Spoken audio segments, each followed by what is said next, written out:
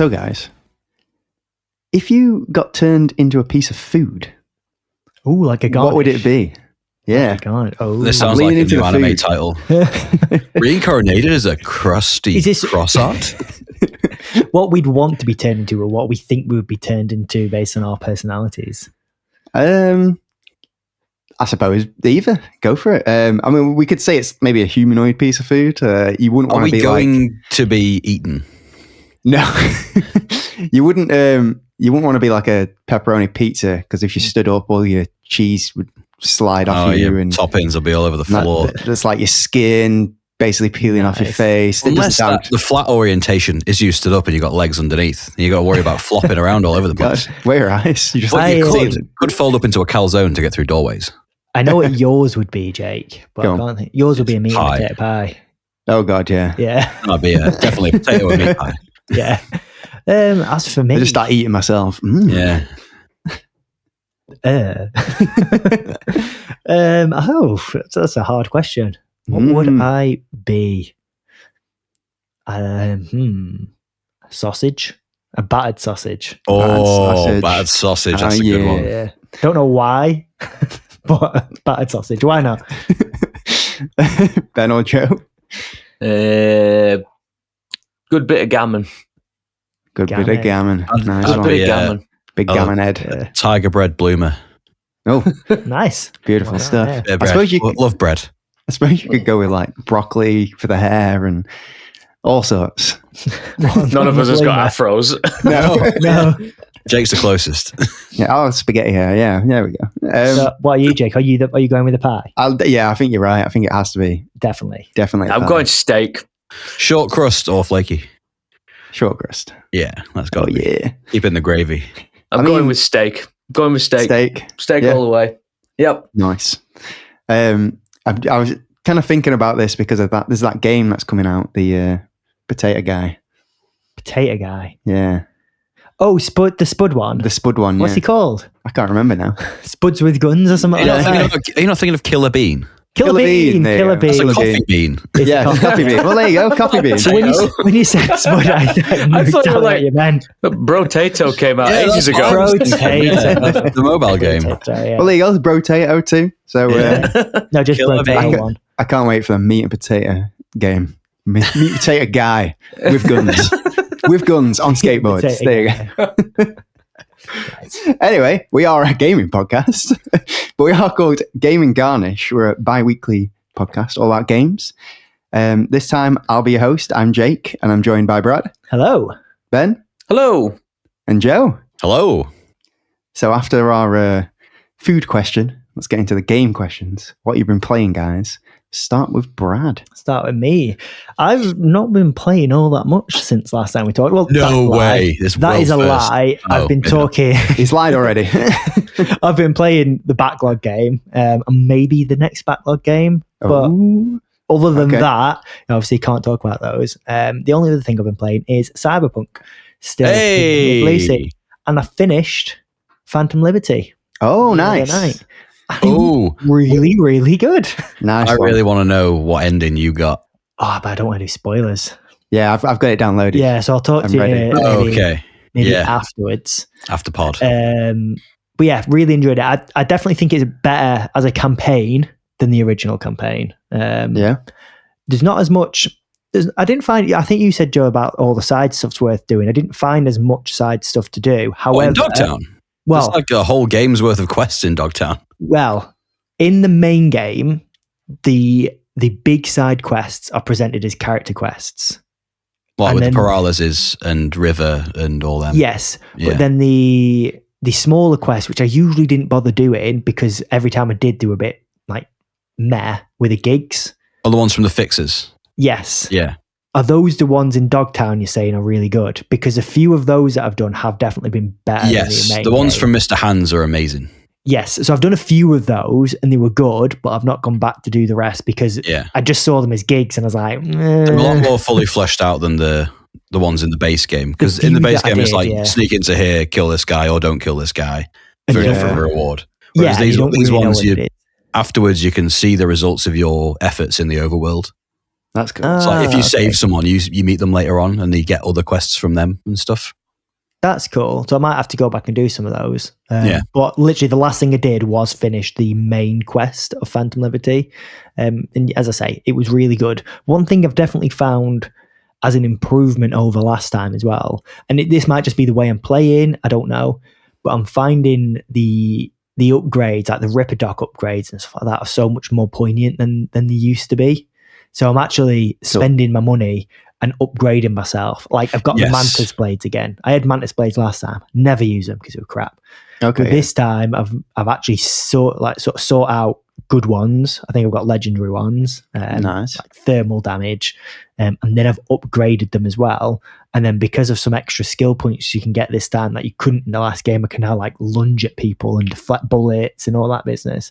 So I feel like Wolverine or something. That's cool. Because I had guns. I had the cannon arm, and it was good. Yeah, but I wouldn't say it was like the cannon arm was the only one I grenades. used last time, like primarily because it wasn't any better than grenades, but it was more precise, and it still did a lot of damage. So you couldn't run out. So I always liked that. But the Mantis Blades have been great since I've actually upgraded them. So I'm still using guns, but I'm also using that. And then I've got right at the beginning, the first Phantom Liberty mission. It's a huge mission, and you beat this Chimera spider thing, yeah. And you get its heart. And I didn't actually realize what it was, but you can turn that into a modification for your guns. For a weapon. That's cool. Yeah. There's a few different ones. Did you go for the explosive ammo? Of course I went for the explosive ammo, Joe. No, you see, it's a big mistake. I did that. The other ones are much better. I Googled it. And there are so many guns in the game that already have explosive ammo, and applying that doesn't make it any better. Fair enough. See, I've not found any with explosive ammo up until now. I did Google it because I was umming and ahhing, and a lot of people said it's probably the best one. Oh, the explosive ammo. There's 2 shotguns that do explosive ammo, and I think there's 2 or 3 pistols that also do explosive ammo. But now one assault rifle. But now I can put it on my assault rifles and SMGs and. Well, yeah. But still, and when you get rid of it, it doesn't delete the mod like with other guns. Of course, yeah. So all in all, I feel like although Phantom Liberty was excellent and I loved it, all the other improvements have also impressed me as much. That's cool. And I'm much more enjoying the feel of the game than I did last time. It almost feels like they've applied more Witcher stuff to it. Because like the gigs, when I first played Cyberpunk, I was hoping the gigs would be like the Witcher contracts, where there would be like full fleshed out stories in them. But as you guys said, it was mainly just like, I'll go sneak in, kill a guy, go in, sneak in, steal a car. You don't really know why you're doing it. Yeah. You just make it. That does make sense in universe. The reason they've hired you is because they don't have to tell you anything. Yeah, Very true. And to be Very fair, true. you usually do get a little bit of backstory anyway, but it's on like a text message. Yeah. It's not as interesting. They did change a setting for that actually, where that whole text used to be a hollow call, and you can turn that back on. So when you get a gig from someone, they call you about it first, rather than it just being a big text log that they send you. Oh, okay. In the 2.0 update, that's cool. People were sick of being on a hollow call all the time, so as part of the feedback, they added that as you can just quickly read through it yourself if you want. Fair enough. Well, that's the default option. So you can switch it back to being a hollow call. And it feels more personal then. I might have to look into doing that. But ultimately, really loving it. I always loved it. There's always a place in my heart for Cyberpunk, but Same. I could not get over the launch state to the point where I think when I played it, I thought, this is probably one of my top games. But as time passed, it sort of slipped because I wasn't playing it and remembering all the great moments, as more reminiscent on all the negative things, all the things that disappointed me, all the bugs and stuff, like as time went on. Whereas now I'm glad that I've played through it fully. I will have played through it fully by the time I get to the end, because now pretty much all of my experience this time has been positive. There has been some bugs, but ultimately it's mostly been positive, and it's starting to again creep its way back into my top 10. Probably is cemented itself in there somewhere. It really makes me happy for people that are picking it up now, because they didn't have to experience all that stuff before. And they'll be looking at reviews of it and be like, why did people say this was bad? I don't understand. Yeah, definitely. Because it was the same thing that happened with Witcher 3. That started with loads of bugs. And then I picked it up about 5 years after it came out. And I was like, this game is incredible. Yeah, no, that's same, to be honest. Yeah. Also, one thing I don't know if I probably did mention last time, but I'm playing as female V this time instead of male V. It definitely has better voice acting, I'd say. Female V. Most people say that online, and to be honest, I can't remember much about the male V. I don't remember having any problems with it whatsoever, but the female voice has been excellent. She just seems more emotionally involved in whatever's going on. Like with all the characters you meet. Whereas the guy is just a bit, he plays it down and he's trying to be cool. And I can't remember, as I say, too much about the male version, but I'm definitely finding the female version is, I was going to do the same thing. I wanted to try and mix it up. I'll probably end up with the same build. Yeah. But at least if I pick the female over the male, it might change a bit. But I'm looking forward to it for the very same reasons. Yeah. A clean playthrough of it without having all that negativity. Yeah. Will be good. Yeah, you don't feel guilty for liking it. Who have you romanced? Well, was it Judy? Not so far. I've not got to the point of being able to romance Judy. So I went in telling Lacey, like, we're romancing Judy. And she was like, oh, whatever. And then anyway, as soon as we met River, she was like, I want to romance him. I was like, oh, okay, for God's sake. All right, I'll click the button. Kiss. I remember in the original, it almost, when you played as male V, it almost River seemed like he was coming onto you. Yeah, that. River's bi. He's not. No, he's not, because you can't romance him as a... Did they change that then? Because I'm sure you could as male V. No, from the beginning. You just have to choose the right options, don't you? So only as a straight male V, you've only got Panam. You've only got one, basically. One of each. Oh. Yeah. So, yeah. Well, no, because I think if you're a gay man, I think it's not one of the main three. Oh, no, you can get Johnny Silverhand's ex-bandmate. Yeah. Yes, but Kerry Eurodan. I don't remember them. Yeah, I don't remember them too much. Their quest's really good, actually. I did do the quest. It's just really late in the game. It is. Yeah, I actually did that when I came back to it last time. That's how late in the game it was. But so far I've romanced River. I'm still planning on romancing Judy. In the original game, it didn't make a difference, and I think in the re-release, it still doesn't make so much of a difference, but you can do it like after quests and go on dates with them and send them presents. Okay. So you can get a bit of interference there, if you will. Okay. But apparently it still doesn't change anything. It does, however, make a difference in the last quest of the game. You choose who your final partner is, yeah. Yeah, so, well, there's that, and the cutscenes at the end are different depending on who you choose. Yeah, of course. So we'll see. Or if you don't choose anyone at all. Yeah. Cool. Well, I'm sure we'll be hearing more about it. Yeah. Should we move on to Ben? What have you been playing? More Steam Deck, more Factorio? Always Factorio. Actually, there is a little bit more news on the Factorio side. I've rented a server. Cool. So I've started a joint game with a few friends. Mm-hmm. And quick shout out, Ryan, Seamus and Nathan. We're building a factory, and in the big impressive part for me was between me and Ryan, we managed to put 28 hours in and launch a rocket. So we completed the base game in 28 hours. I know it's no speed run, but compared to my 250 it took last time. Nice. So do you have to actually rent a server to play online? No, it's just you saves are local, so it'd be my save, your save, whoever's save. So if you rent a server, at least you've got a collective that anyone can join at any time. That's cool. That's a good idea. So the time only progresses when somebody jumps in, I imagine. Yeah, when someone's on the server. Yeah. That's a cool idea. It's a $5 a month. It's pretty good. It's not mega money. It's probably, I mean, apparently a broken potato can run Factorio, so it should be quite good. Well, with the amount you play the game, I'd say it's worth it. Absolutely. So far, really good. It's also quite interesting seeing other people's take on how they build a factory, because the way I do things is going to be way different to the other three. So this collaboration of factory that's going on is horrendous. It's brilliant. At least you've got other people who are going to log in and work on it. Whereas every time you've played those games with us, that makes a difference. It's just been you. It does make a difference, because having somebody else there that knows what the goal is when they see you starting to build something and they just join in. Yeah, it's really good. I Have you had any conflict yet where they've seen what you're building and they're like, that's not the right way to do it? And no, but we have a dictator. Oh, is that you? Oh, yeah. No, I'm not the dictator. Oh. Yeah, but you own the server. Yes. I've renamed it to North Korea, and That's all. Rename it to America. He's not the dictator; he's just the oligarch. You know who you are.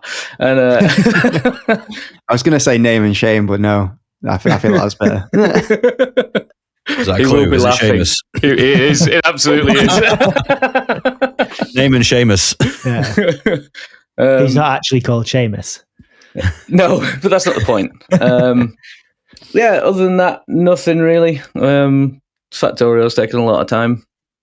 I can imagine. And how many hours are you on now? That's about 60 something, isn't it? God damn, Jay, so much joke. I think that server's on about 70 now. Wow, so the server's on 70, but then that's not just your playtime, is it? No. Yeah. But yeah, I think I'm at about 380 now, somewhere around that. Are you always keeping an eye on what's going on? Or do you come back to it and be like, where's all this come from? Yeah, no, it does happen. Like, wow, that whole area has been built and I don't have to do it. Well, yeah. That's cool. And you're still utilising your Steam Deck? Oh, absolutely, yeah. Dinner times at work, that's how I feed the issues. What is a break at work? Wish I had one of those. He's taking his break at work to do some work on Factorio. Yeah, absolutely, yeah. True. He's an industrial man. Cool. Well, Joe, I think I know what you've been playing. I think everyone knows what I've been playing. Tell us. I've been playing Hello Kitty Island Adventure. No, I've been playing Monster Hunter Wilds. Very similar game. Very nice. Very similar games. And? So far, having a great time. Good. I've already posted some stuff in the Discord. I'm having so much fun with it. I would highly recommend it to anyone who liked Monster Hunter World. It's very different from Monster Hunter Rise, though. And a lot of people have had a bit of backlash on that because it's not the same game, and Rise was like their first one. Well, I wouldn't expect it to be, because I always saw Rise as like the... It's more like the classic side Monster Hunters. game, but yeah. Okay, yeah. So Rise is more similar to the ones that were on PlayStation 1, PSP, Yeah. the early Nintendo DS ones. But World is basically restarted Monster Hunter for the next generation, and Wilds is carrying on from that legacy. Yeah, that's what I would have expected from everything I saw, and even from the name. You know? Well, yeah, it's a W again. Yeah, exactly. And I can't gush about this game enough. I've not had enough gameplay on it, I think. I've only hit about 24 hours so far. In a week. I have gone through what I consider to be the main story now. Epic ending. Some really cool reveals. I'm not going to reveal any of them here, but if you know about Monster Hunter lore, it goes into like the deep dive stuff that people theorized about ages ago from like art books that came out with the first game. And it mentions some of that. And even in the armor designs, it looks like some of the stuff from back then. Nice. But the monster hunting actually gameplay, I can't find fault in it really. There's some people that say they find it a bit too easy, but every Monster Hunter game, someone says that because it's got more tools than the previous game. So forgive me for being naive. Now you finished the main campaign. What next? Right. So this is where the actual game starts. Yeah. I've heard this, yeah. The story is about the first 10% of a Monster Hunter game, really. The rest of it is more content that gets dropped like on a monthly basis. Yeah. It's not a live service, but they just bring out monsters here and there. There's event quests to do. Well, there's armor to grind for. There is more story bits, but they're not like heavily like cutscened. It's like character interactions. I'd say from your description, it is a live service. However, the problem with the term live service is it's got that negative connotation, which it doesn't necessarily have to. So it is a live service. It's just done well. It exists as a game in its own right, and you don't need to be online to play it. Yeah. Okay, so you can play it offline. Yeah. Okay, so but still, the content cadence is still like a live service type experience. Yeah, I would say that if you bought the game on release and you completed the story, and you just did the high rank hunts, you'd still have a complete game there. Yes. Yeah, definitely. I mean, 24 hours to finish the story. Yeah. 100%. And that's without me going and grinding for gear between to get like a full armor set and stuff. If you were new to the series, you'd probably have to go do that because you're not familiar with the combat and the rhythm of the monsters. And there's some returning monsters that I got muscle memory back from how to fight back in the DS days. Yeah, because I remembered their movesets. I was like, oh, he's about to fart because there's a farting gorilla monster in this with a hippo's face. That's the thing. Like, if I was to play it, it'd probably take me a lot longer because I would have to grind. Probably for every monster, I'd have to grind a better set of gear. You want their armor and weapon and stuff. Yeah, I only had to, change weapons about 3 times. Okay. In the story. What weapon did you go with? So from the beta, I loved playing Gunlance because it's the only game where it's had a vast improvement over the others. Cool. And it's so much faster than it used to be. You can do comparable damage with other weapons where it used to lag behind. But since playing the main game, I've got really into Charge Blade because you've got a spinning chainsaw of death at the end of a stick. Nice. That creates wounds on the monster, which is the new mechanic. Yeah, so if you hit a place repeatedly, it opens up a wound, which you can then exploit for like a stagger or extra damage, or you can apply more like status to it if you have the right build. I did that on the beta. So because you can then actually go into an almost aim mode, can't you? Yeah, it's called focus mode in this. Yeah, so you can actually pick where you're going to hit rather than hitting wildly randomly. So if you do a focus attack on the wound, at least with the dual blades, it then did that attack you've probably seen where he jumps on the monster and like spins down the length of him. Oh, the Attack on Titan move. Yeah. The Levi spin. Which looks really cool the first time, but I did find in the beta, I did that same attack about 15 times on the same monster. Yeah. You do get that a lot in multiplayer hunts, but other people can also pop the wounds before you get to them. So then you see their cool moves as well. Yeah, and I'm assuming there's a different one for each. Oh yeah, they're all the best one I'd say is definitely either Charge Blade or Gunlance though, because you're basically holding a spinning death wheel and you hear all the ticks of the damage on screen. Like it's so satisfying in headphones. It feels like you're literally grinding the monster down and then it falls over and you're like, now I can chop your tail off. Nice. Don't fart at me again. Nice one. Take out its anal glands. Pretty much. And the wounds can appear anywhere on the body as well. So if you're attacking its behind for long enough, a big red gash would appear there for you to exploit. Like it's wiped too much. Yeah. Gas station toilet paper. Yeah. But is that a new weapon? Yeah, the gas station toilet paper is the 15th weapon. It does rough damage. You can see yourself playing this a lot more then. Oh, I'm sinking. I think I'm sinking 1,000 hours into this if life allows. Wow, nice. Because they've got a roadmap for like the next year already. They've just not revealed all of it. Yeah, they've got a new monster coming in a few weeks, is it, or a couple of months or something? So I did Google a couple of little random facts for you at the beginning, because I knew you'd talk about it. T. It sold 8 million copies in 3 days. It sold a lot. It was one of the highest, and it peaked. Players. Yeah, it peaked at 1.38 million players. Yeah. It also might have tanked the Japanese economy a little bit because a lot of office workers were given the day off. Yeah, for this game releasing. Oh my God. I heard somewhere. I don't know how many that is across Japan, but I definitely saw anyone who was like a game dev. They let their guys go to play it. Wow. Yeah. I know. That's so cool. It's top 6 Steam, isn't it? Yeah, I think it's like 1.6 million concurrent players in the first week. Wow. Yeah. Do you think which is higher than a lot of games? They'd never do that in England. It'd only be for the football that they'd ever do that. I was really jealous because a bunch of my mates who I played the old Monster Hunter World with, they took the week off when it came out. And wow, I work in a school now, so I can't do that. Yeah. It would be very suspicious if I suddenly went off ill for the release date. After you've talked about it for the last 6 weeks. I was excited about something.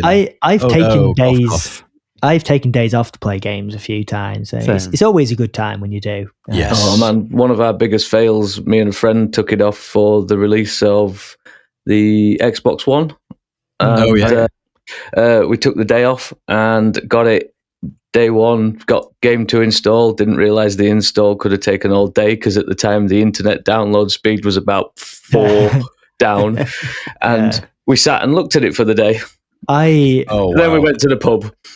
I did the same when I got my PS5, took the day off, and I was fuming because I know my partner's brother, he was getting one for Christmas, but because of how hard it was to get a console at the time, his parents pre-ordered it for him, so it was coming on day one and then just getting put in the cupboard. Anyway, his came at about 9 a.m. in the morning. Yeah. Mine didn't come till like 2 p.m. Oh, I had the day off, and I was like, do I just then ask? installs. Yeah, can I just have his PlayStation? I didn't want to just ask. I'll just swap. Yeah, give you mine as soon as it arrives. Exactly, because he weren't getting it till Christmas. I was just hoping they would offer, but they just kind of didn't. So it's don't ask, don't waited all day. Yeah, I should have asked, but that was frustrating. But I still got it, so that's good. Like a Labrador at the window for every car going past me. Yes. Yeah. Well, especially because there was loads of rumours of them getting stolen. Right, yeah. Oh, by the delivery man. It was, yeah. So I was well nervous. But it came eventually.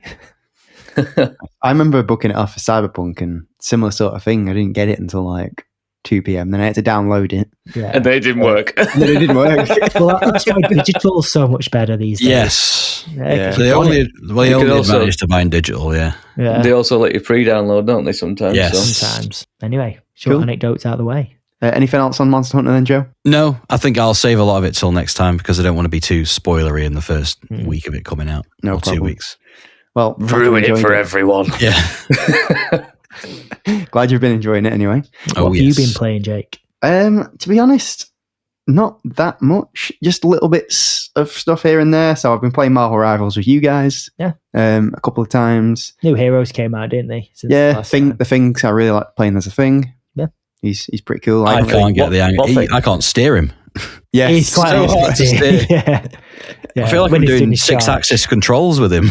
Yeah, I know what you mean, to be fair. Kind of just have to not press a button because as soon as you press any direction, You just he turns. just kind of goes. Yeah. That's only when he charges, I suppose. Yeah. And then a bit more Baldur's Gate. Ooh, Act Still 3, not yeah. finished it. Yeah, we're in Act 3. We're still in the middle of Act 3. There's just, you know how I said, Act 3, there can't be that much. It's a lie. It's the rest of the game. Yes. Act 1 and 2 are just tutorial guys.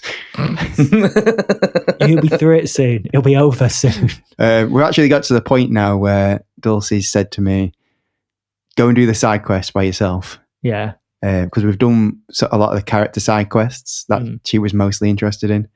But then when we do main quests, she's like, we'll do the main quests together. Yeah, fair enough. So I've got a few more side quests to do. Yeah. But yeah, it's cool. Brilliant game. Good. But that's about me. I haven't really played much else. Fair enough. Other than, the Other than backlog. the backlog game. Indeed. Sometimes things just land that way. They do. They do indeed. So I think we should move on to It's the news. So we've got loads of little bits of news, but not like nothing massive. But there's been a few little bits. So we'll start off with there has been some Fable gameplay shown. Finally, I know. And it Again, looks pretty good. it does. This was another thing shown not long after recorded last episode. So Yes. it's been like 2 weeks. Standard practice. So they announced a delay for Fable. they did. And I'm happy 2026. for it. Me too. Same, to be honest. I'd rather it took the time. There's also quite a lot of games coming out on Xbox this year, so Yeah. I'm glad they've decided to. Is that delay it. why they've delayed it? Or have they delayed it for development reasons? They delayed it for development? But it's from a consumer point of view, it's beneficial. Yes. Because you'll be able to buy it. They've said 2026, haven't they, basically? Yes, and as a consolation, they've then given us some pre-alpha gameplay. Yes.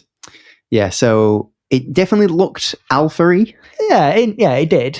But it did look very good. But it looked like believable in a sense. Like if it came out and it was like pristine, you'd be a bit like, This is "This CG is alpha." render. Yeah. But I thought, it looked good. So it's quite interesting that actually some of this gameplay you could kind of see in the other trailers, like the old trailers. And I remember thinking, is that actually gameplay or not? A lot of people said it was gameplay in the last one, and I was always thinking, is it? Because it did look a bit too really? polished there. Yeah, but in movement, it looked more realistic. They might have used the same skeleton animation for the video as well as the gameplay, but they might have just rendered more for the video. Do you think it's like a bit more zoomed out than it's going to be at launch? Because it kind of, the camera angle looked a bit odd.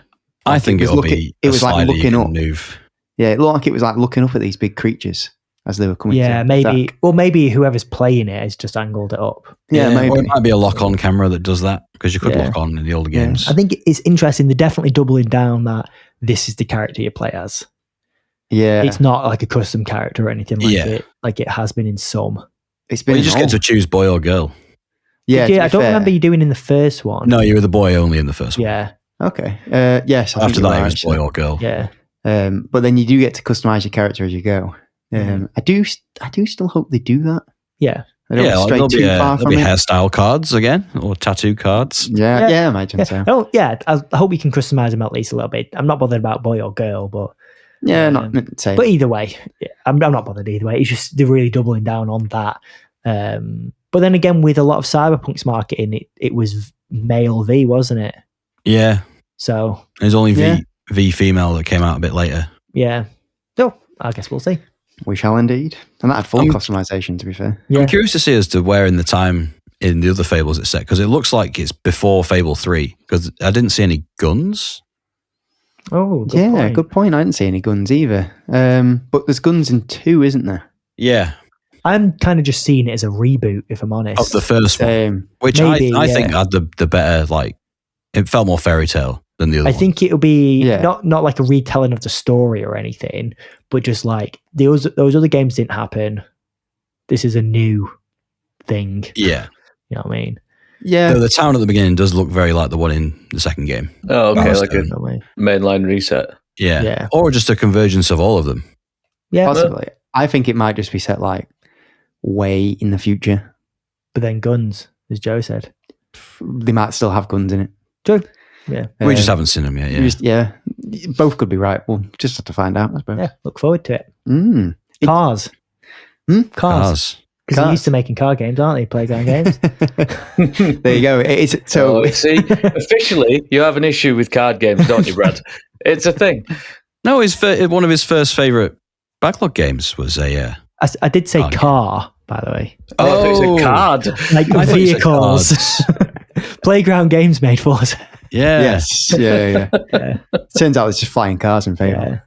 We just haven't seen them yet. Carriages. Carriage racing. Drifting. Dreamers. Yeah. So moving on from Fable, Warner Brothers have closed many a studio and cancelled the Wonder Woman game. They have pooped the bed. Yeah, basically. Yeah. I mean, other than the layoffs, I'm not too sad about there not being a Wonder Woman game.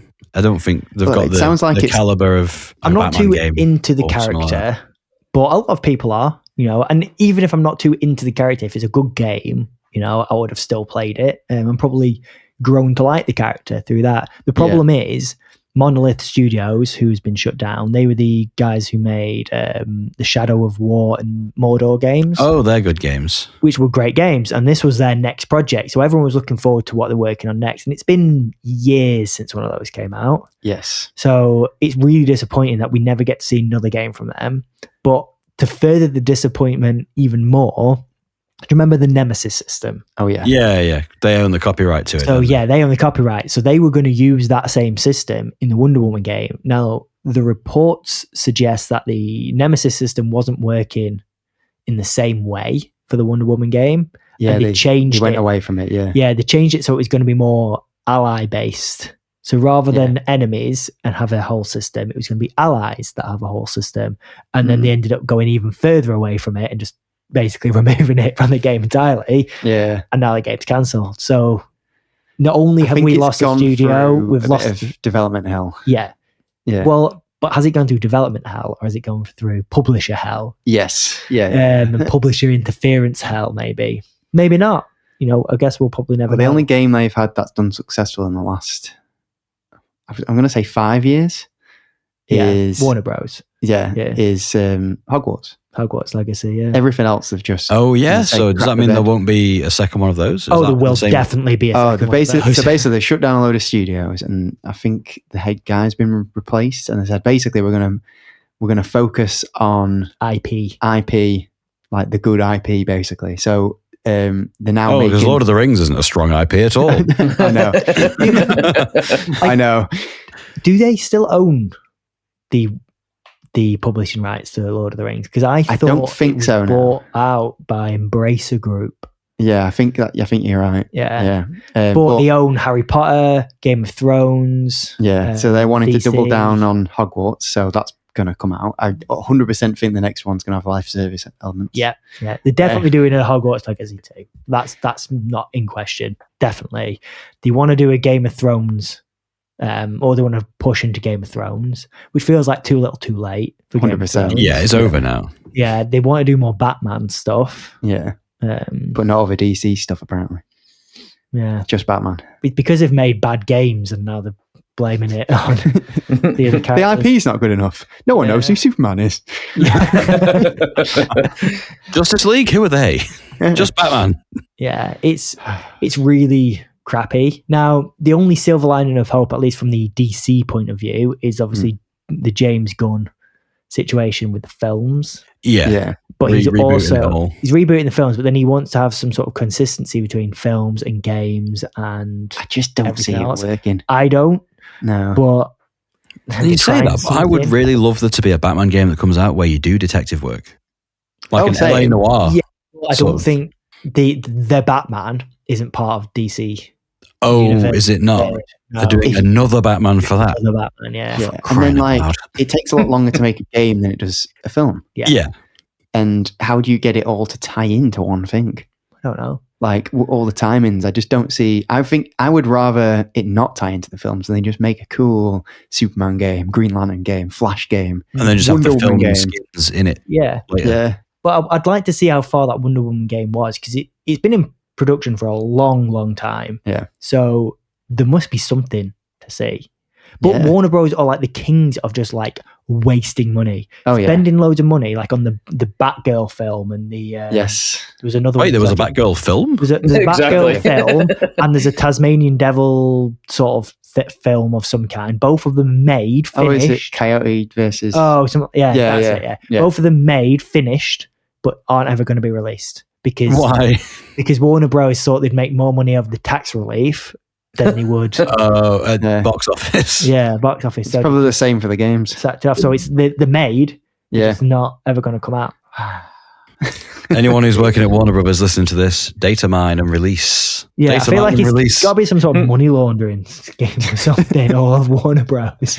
Just really bad mismanagement. Yeah. So we're not going to hear anything from them or any of their studios for a long time. Long time. Yeah. I hope Monolith go independent with their own stuff. Yeah, or like their games are really good. Yeah, hopefully the team can get together. It's just annoying that Warner Brothers now own that Nemesis the system, and no one else can until use it. I think it's like 2035 or something like that. Yeah. Oof. Mental. Yeah. So moving on, we actually brought Pokémon Presents last time, and this is another one that kind of happened in between us recording and us releasing. We talked about rumours. Nobody's surprised.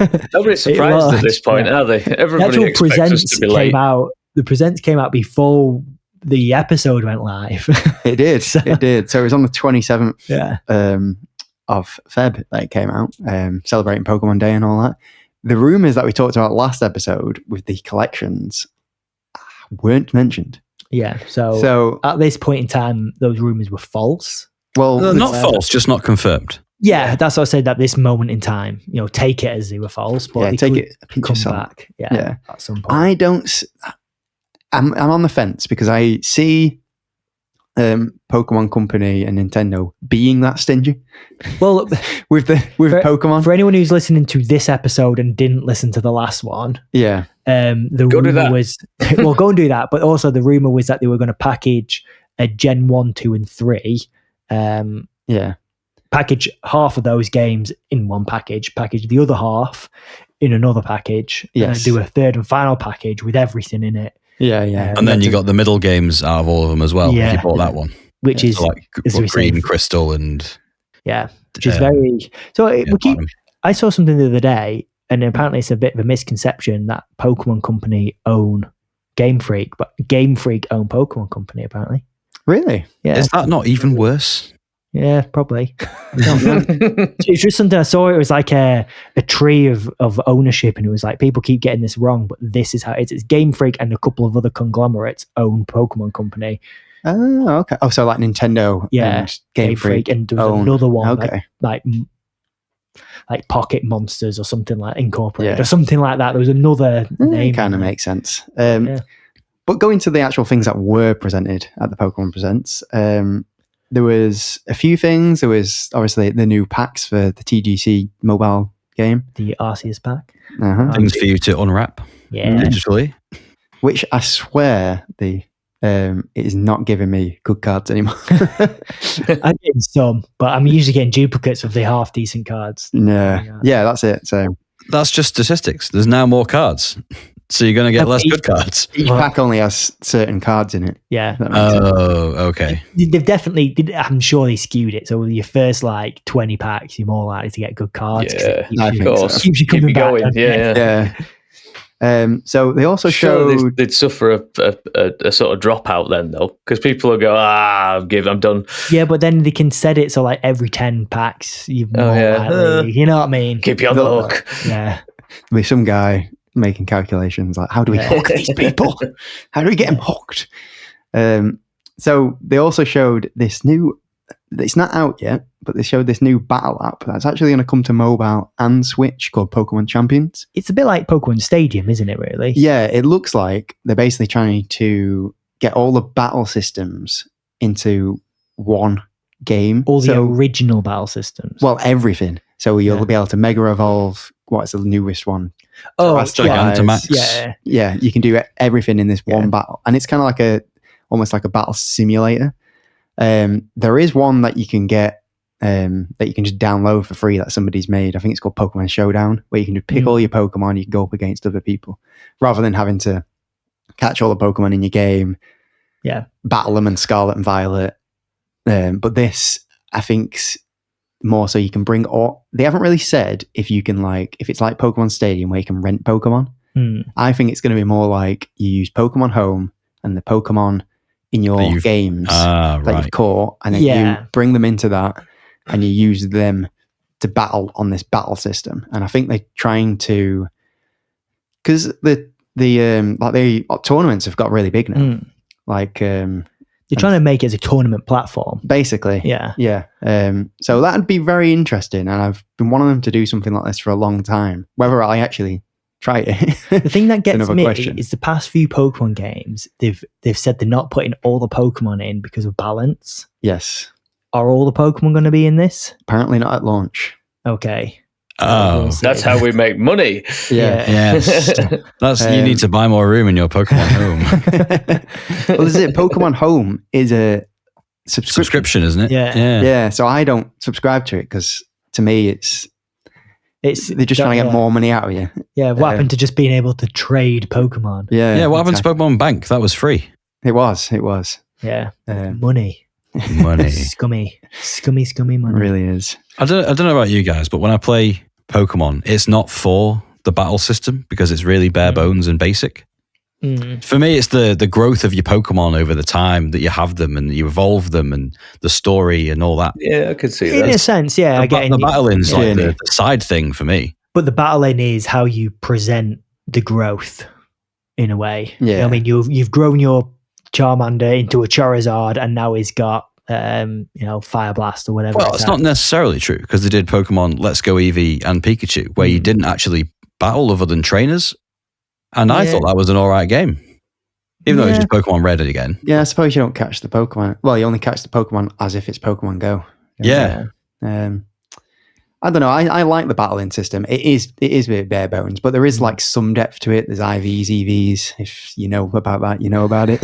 Yeah. There's a lot of depth outside of combat. Yeah, but it's very easily cheesed. If you do online tournaments, you notice that maybe the same 20 Pokemon are being used. Yeah. Yeah, it's because they're the meta, aren't they? Yeah. Yeah. But anyway, the big thing that was shown at the Pokemon Presents was a good look at Pokemon ZA, which was announced last year. Pokemon Zar. It looks very much like Legends Arceus, but this one's set in Unova? No, it's Kalos. Kalos, that's the Paris, isn't it? one. Paris one, yeah. So it's set in the main city of Kalos, which I think is called Luminos City. Yeah. It's basically it's got its own Eiffel Tower. Yeah. Yeah. And there's wild zones in the city as well. I like the look of what they've done to the gameplay. Yeah, so they've really mixed up the gameplay. Graphically, it looks like arse. Oh, yes, yeah. 100% get that so out bad. Is that Yeah. arse or RTS? Both. It is just bad. Like, Is it like it a looks return like to Sword and Shield, basically? which was Sword and That had Shield on the wild Switch? zones. Probably it's like the open zones in Sword and Shield where it just looks crap. The draw distances are about 10 meters. You can see the bitmaps in the grass where it's just been Textures. copied Yeah, and pasted. like- So why have they returned to this rather than having it like Scarlet and Violet, where it's all open world? It's all wild zone. Well, Arceus was all wild zone too. Yeah. Well, it wasn't, was it? You kind of You went clicked out into it. You went out into zones, didn't you? Yeah, I think this is just all open. Yeah, this is all open because you're going to be in the city and wild zones at the same time. Oh, You can okay. walk in and out Yeah. with ease, but it is only the city. Wait, so you can't leave Lumios? You can't leave the city. But they have made the city Baldur a bit bigger. Way you bigger, can yeah. parkour or something. Yeah, By you can parkour, climb. you can climb buildings, climb buildings. which just teleports you to the top. Yeah. Oh. You can like run along rooftops and stuff, which it feels like they're getting there. Well, this is it with Pokemon. It's always the getting But it's there. so incremental. Yeah. Like, as you said, so because this is a Legends game, I feel like they take a bit more risks. Like Arceus changed up the battle system a bit with the strong. I liked and how they fast. did it. Yeah, I did too. And then the catching as well, you would sneak around and try and catch. I think that's back in this. Mm. But then the battles are actually real time now. So you can walk out, but the dodging looks like you literally just walk out the way of their attacks. But who's dodging? The Pokemon? Or It looks like the Pokemon follows you. Ah, okay. So you don't control the you are still the trainer commanding the Pokemon. And they like almost follow you. Kind of reminds me of Digimon World a little bit. Yeah. Yeah, they're copying from Digimon. Yeah. Yeah. They've even got Mon in the name. But if I remember rightly, Digimon World, they didn't move with you. It was No, hard to once dodge. they're in combat, you ran around just to get out the area, I think. Yeah. I to like leave. that the change in the perspective. So it's not just like a cinematic camera floating around a battle, Yeah. I'm like that they're changing it up, but they need to do more. Because it looks like it's exactly the same. They're calling it real time, but is it? Is it just that you can now move around? I don't know until you have a good look. Like To me, it in looks real Yakuza time. like a dragon. Yeah. You move around and fight turn-based, but it feels more like real time. Yeah, but obviously in that game, you don't actually move, do you? No, but your characters move, is what I mean. Yeah, but Like, in this if you one, wait your turn. yeah, in this one you do move. But I feel like it would be better. I would rather your character, your like Ash, or whatever, stays back, and you move the Pokemon. Yeah, that would be better. And then you press your attacks, and maybe a guy shout. You can see like a speech bubble because it's usually not voiced, is it? Like a speech bubble coming out saying use Fire Blast or whatever. Yeah, keep using. They just need a Fire Blast. Pokemon game where the fighting is that like Pokemon fighting game. I can't remember what it's called. Oh, I'd love. Yeah, I would like that, They but just you've got need that. 700 Pokemon, so that's not going to happen. Even if they did a more limited roster of say 70 Pokemon, like Smash, but it would 72. It would still be hard. I would be happy if they kept the turn based, but you actually can control the Pokemon, move left and right. If you're a flying Pokemon, you can move up and down, left and right, and then you've got your 4 attacks. Do it like Final Fantasy. Like Final Fantasy. Yeah. And then maybe you've got a melee attack. Yeah, like a standard melee yeah. attack. Yeah. Something like that. 100% would be way better. They need to learn Final Fantasy. I don't mind if they keep, like, for the next mainline Pokemon game, they keep the turn-based, which isn't this, isn't a mainline Pokemon.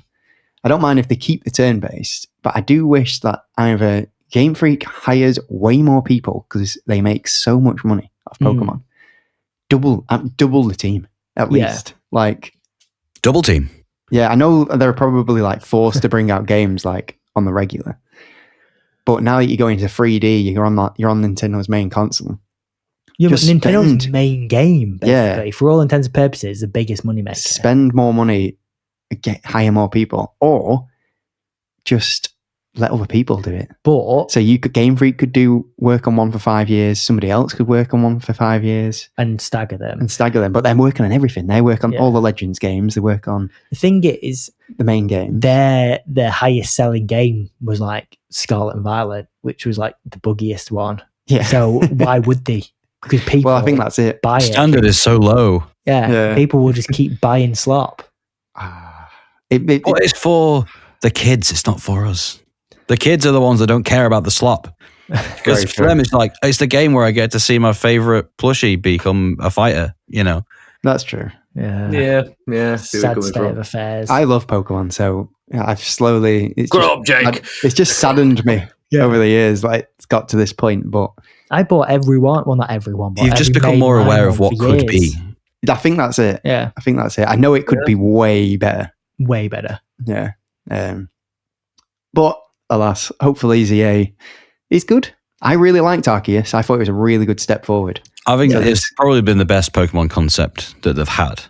Yeah, just not the research bits, because that was a bit boring catching the same Pokemon over and over again. 100%, yeah. But in the last, I think on the Switch, it was definitely the best Pokemon game. 100%. Cool. I just really like the pixel art. I think since they've moved away from 2D, it's kind of gone downhill a bit. They should have just upped the res of it, like in those fighting games that have really good pixel art, like Dragon Ball Z Fighters. Well, we'll get on to something like Tunic later, but that that'd be cool. Style. View style, that looks like a nice game. Does it? I don't know. We'll find out later. They did do a game but a free to play one that was a bit like isometric, but everyone was cubey in that Pokemon Quest. I remember that. But you could still do something like there were still places they could go with that art style. Yeah. So I don't know. Cool. Ultra realistic. That's what I want. Souls like. Yeah. Nice. So outside of the Pokemon Presents, we've had a couple more game announcements. A funny one that caught my eye was called Shotgun Copman. Yes! Did anyone play My Friend Pedro? Yes. It was excellent. Yeah. Is that the Banana Man? Yeah. Well, you play as like a hitman, but you've got like a floating banana. Yeah. It is excellent. Like genuinely, if you've not played it, it's good. And obviously, this is by the same team. I don't think it looks as good, but no, it looks interesting. I think it looks how it's supposed to look. Yeah, of course. Yeah, it's very stylized. It's hard to explain. It's kind of like a 2D again pixel art, and you just this like squodgy man. You look a bit like Kingpin or something like that. Yeah. I was thinking that. Yeah, and in the Spider-Man Into the Spider-Verse. And he kind of moves around by shooting his shotgun.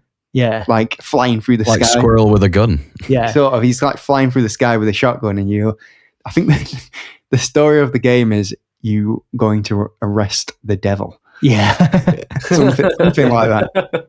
Sounds bonkers. Sounds metal. Well, actually, not metal. The opposite of metal, but still. Wood. Watch the trailer. It's pretty cool. Just announced, just before the pod, actually, was Tony Hawk's Pro Skater 3 and 4. Yeah. Now, this has been heavily rumoured for ages. For at least the start of this year. Yeah. It's going on July 11th as well, so. And you can play Has there not been a Pro Skater 3? Already? This is is the remake. Oh, right. 3 and 4. I didn't know there was a fourth one. Yes, yeah. I think they stopped at 4 and started to do Underground. And then rings a bell. I think they did do a Pro Skater 5. When they remake Underground, that's when yes. when you can be a skeleton. Oh, American Way. Yeah, I love those. But yeah, as you just mentioned, Brad, you can play as Doomslayer. Yeah. And is it a Revenant as well? You can play as. Yeah. He has a trumpet. He does have a trumpet. Doom Guy can grind on his chainsaw as well. Yeah. That's cool. It's cool. Nice. Why not? Why not? Indeed. I don't know if it's I think it's not a pre-order bonus. I think it's a special edition bonus. Okay. That you get. But yeah, looks really cool for the Tony Hawk fans. I bet you. Not enough games do cool stuff just to be cool and fun. Yeah. You have to make it like the point of the whole game. It's like, no, the game isn't about being Doomslayer. It's about skateboarding. Yeah. Yeah, Doomslayer's got some cool, nifty things. Like I guess Revenant has his jetpack to do high tricks with or something. I don't think so. I don't think we can use them, no. Oh, wow. What a shame. That would have been a good, like off the top of the half pipe, do your jetpack all the way up. That would be cool, to be fair. Yeah. But also announced was La Chimera. Did you see that one? I don't think I did. So that one is it's a bit of a complicated situation, but 4A Games, who made the Metro games, they split into two companies. You had I think 4A Games carried on, and 4A Games Ukraine was the other one. Right. Now, one of them, and I think it's 4A Games Ukraine, have changed name to be Reform. I can't remember what it's called. Definitely not Reform. That's something completely different. They've changed their name, and now they're making La Chimera, which is kind of like, it's a future sci-fi first-person shooter set in South America somewhere. Okay. Looks good. Just looks like a good one. Definitely a bit of a different thing to make. It looks like they've taken a lot of the work they did on Metro, like character storytelling and intense like gunfight and stuff, and just basically changed the setting that it's in. This game's also, I think, up to 3-player co-op. Cool. Which could be the 3. Why the 3? I don't know, but there's quite. I'm thinking about it. There's probably more games these days that are 3-player than 4. I think there is. Yeah, because it's the general dynamic, isn't it? It must be. It's gamers that have as many friends now. Yeah. But it could be quite good. It sounds good, to be fair. Yeah. 4A Games are still making a new Metro game. So that's where the confusion was. People were worried that there wouldn't be any more Metro. Okay. Metro. Yeah. But it was good. Sick. Cool. So the last bit of news from me, I'm sure you guys might jump in after this, but Neil Druckmann has been doing the rounds because the season 2 of Last of Us is coming out. And somebody asked him the important questions. Will there be a game? The important question, is there going to be a Last of Us Part 3? And he basically said, I'm glad you asked that. No. He didn't. No, he didn't. No, he didn't. He didn't quite, He said, I wouldn't bet on it. I wouldn't bet on it, yeah, basically. Words to that effect, but not, not as bluntly as that. It's like, I wouldn't necessarily expect there to be, or I wouldn't get it into your head that there is going to be, or something like that. So you put it as diplomatic. No plans, but there might be.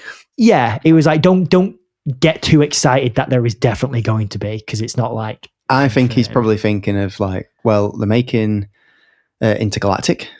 That's the next game. Yeah. He's making that. And if there is going to be a Last of Us Part 3, it's going to be way down the line. Yeah, and they might do Intergalactic 2 first. Yeah. We don't know. So I also guess for the stakeholders in the company, they can't give definitives because that might affect the price. I think there will be. People are fuming about it again. People will literally find anything to hate Neil Druckmann for some reason. But he's not said anything either way. I feel like he's done fine. He has previously said that they are working on a Last of Us 3 story. They've got some ideas. You don't know when or if it'll come to fruition. Yeah. But they've got ideas. There is going to be more seasons of Last of Us TV show. So I think they're splitting up Part 2 into a couple of seasons. Yeah. Aren't they? But then at some point, are they going to do more stories? And then at that point, they probably could do something. I don't know. It makes sense from Sony's point of view to do a Part 3. Yes, 100%. So my gripe about this kind of narrative is when GTA 5 released for the third time. Yeah. Were people saying, is there a GTA 6 coming out, please? They didn't say that then. They just brought it up again. Yeah. But now it's like, oh, when's the next Last of Us coming out? It's like, well, it could be 10 years away from now. Yeah. Like GTA 5 and 6 was, but no one really cared then. Yeah. People when Halo 3 released, they didn't go, when's Halo 4 coming out? Like immediately. People literally just pick and choose what they'll be angry about. And if depends on the person, will depend on how angry people are. For example, another little bit of news, there was a deep dive into the making of the Witcher 4 trailer recently. Ooh. Yes. And in it, a load of people thought that Ciri looked different. And they jumped on that like, we've won. I think I heard woke agenda has been destroyed. We've won. Siri looks attractive again, and all this business. And the developers have to come out. Nothing has changed. And say nothing has changed. The only difference is we've not got a fisheye lens on the camera. In this shot that you've seen like off screen of someone working on this character model doesn't have the fisheye lens that is on the camera. There's no shading and shadows and all that business. So it's the same character model. Nothing has changed. Things might change before the game releases.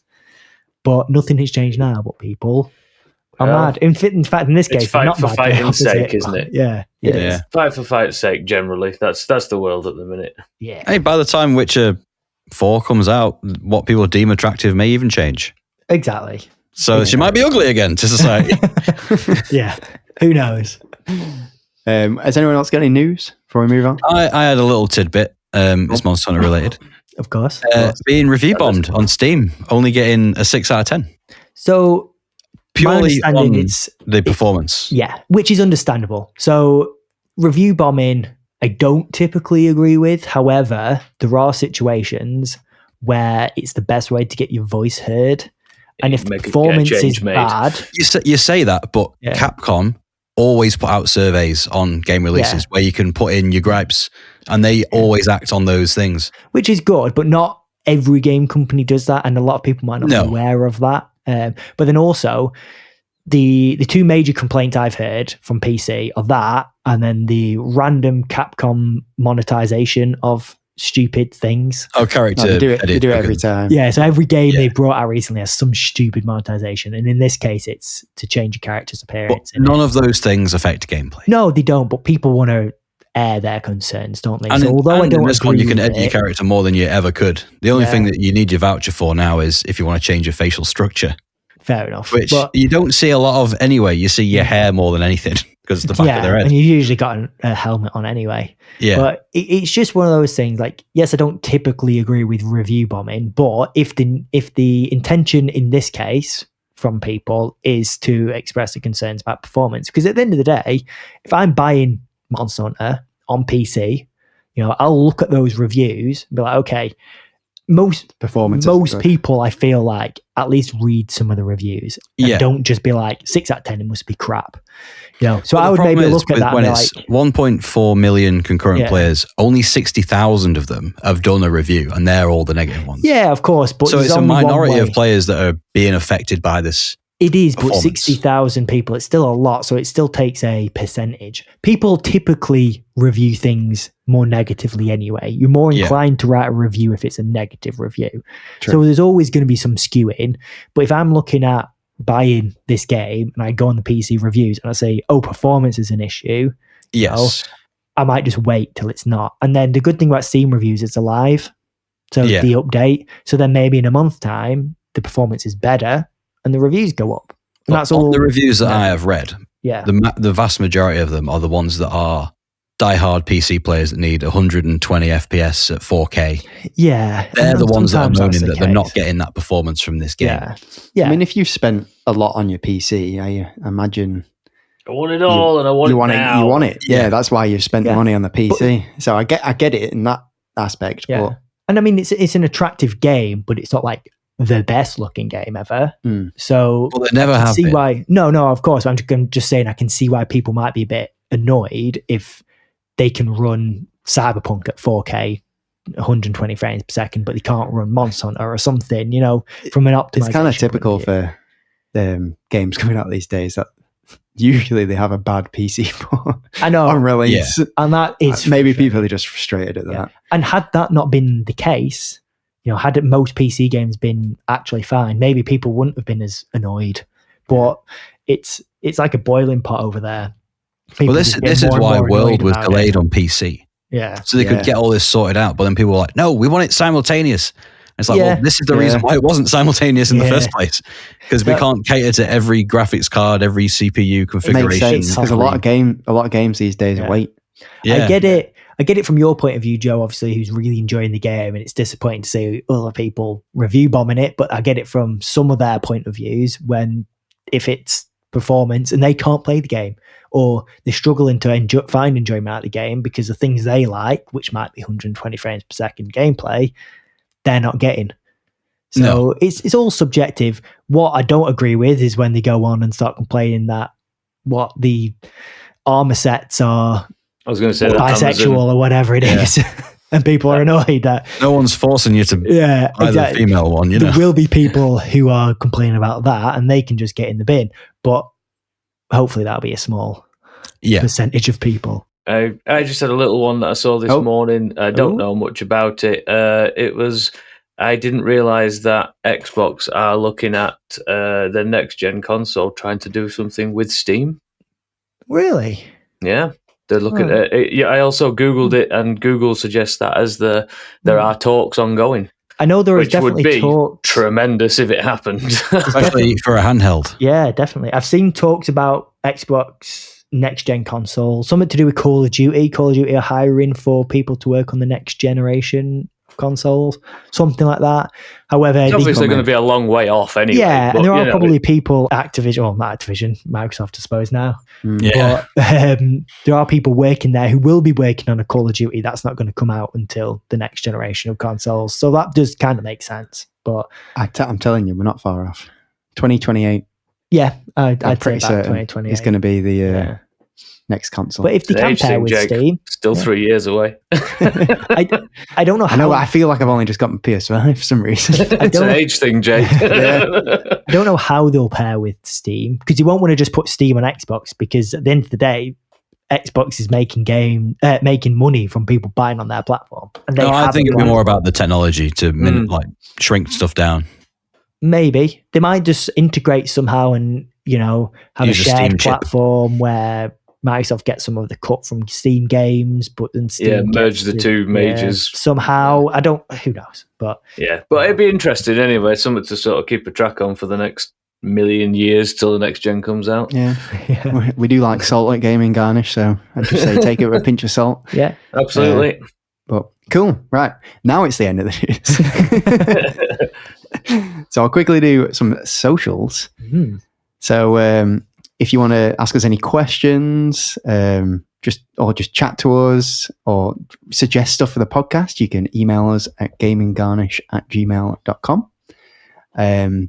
We've also got all the social medias in the world. We've got everything: Facebook, Twitter, Blue Sky, Instagram. If you would like to follow us there and keep up to date with us, please go there and follow us. We've also got the Discord, which is really growing, and there's usually a conversation going on in there. It's really good. We've got tips for purchases, people playing all sorts of games. It's a good little place to chat. Yeah, it doesn't get too overwhelming as well, which is nice, because we've got a few different channels within the Discord. So it's not always just bombarded with stuff. You can go to the channel you want to see and have different conversation. 100%. I just want to bring up the thing that Brad put in our little chat the other day, that we actually have an AI description now. I thought that was brilliant. If you Google what is Gaming Garnish, it does give you a little bit of a description. It does indeed, which is cool. We've made it. That's it. Great stuff. Just sit back and relax now, guys. But yeah, other than that, a like and subscribe goes a long way, and tell a friend. That would be great. Tell a friend. Yeah. With the socials out the way, guys, I think we can finally move on to our Buried by Backlog section. I can see him. He's bouncing in his chair. He's so excited. I've been excited for this one. So, this month it was my pick, and I picked Tunic. So, Tunic is an isometric action-adventure game developed by Isometric Corp Games and published by Finji. It's set in a ruined fantasy world where the player controls a cute little humanoid fox on a journey full of puzzles. So, guys, quick thoughts. Hit me. I'll jump Very in cute. first. Very cute. I mean, that's one way to put it. It starts off very cute and quickly descends into not so cute. My quick thoughts: an incredible game with one big flaw. Oh, which I'm sure you know what that is. I do. Joe, you said it was cute. Yeah, I just like how bouncy everything is. Like, when you're walking through the grass or like little puddles and stuff, and you go through the water and you see the ripples. It very reminds me of like a Miyazaki world from like Spirited Away. Yeah. Or what is it? The other one, Howl's Moving Castle, Castle in the Sky, all that sort of mystic fantasy world. I love it. Good stuff. Ben? Yeah, absolutely. Cutesy world. I'm always a fan of that. And yeah, cool little character. Cool. Well, I'll quickly give my quick thoughts. And as you guys say, I was bouncing, wanting to talk about this. Bouncing like the blades of grass. Yes. I actually finished this before we even released the episode announcing that we were going to play it. Yeah. Also, just for everyone who's listening, no one is obviously seeing the video of this podcast because we don't do videos, but Jake is wearing a Tunic t-shirt. Yeah. So, yeah, as you can tell, probably, I did really fall in love with this one. You know when a game comes out at like the perfect time for you? Yeah. And Well, this one came out ages ago. no, well, where are you going with this? you play it at the perfect time, not comes out. Yeah.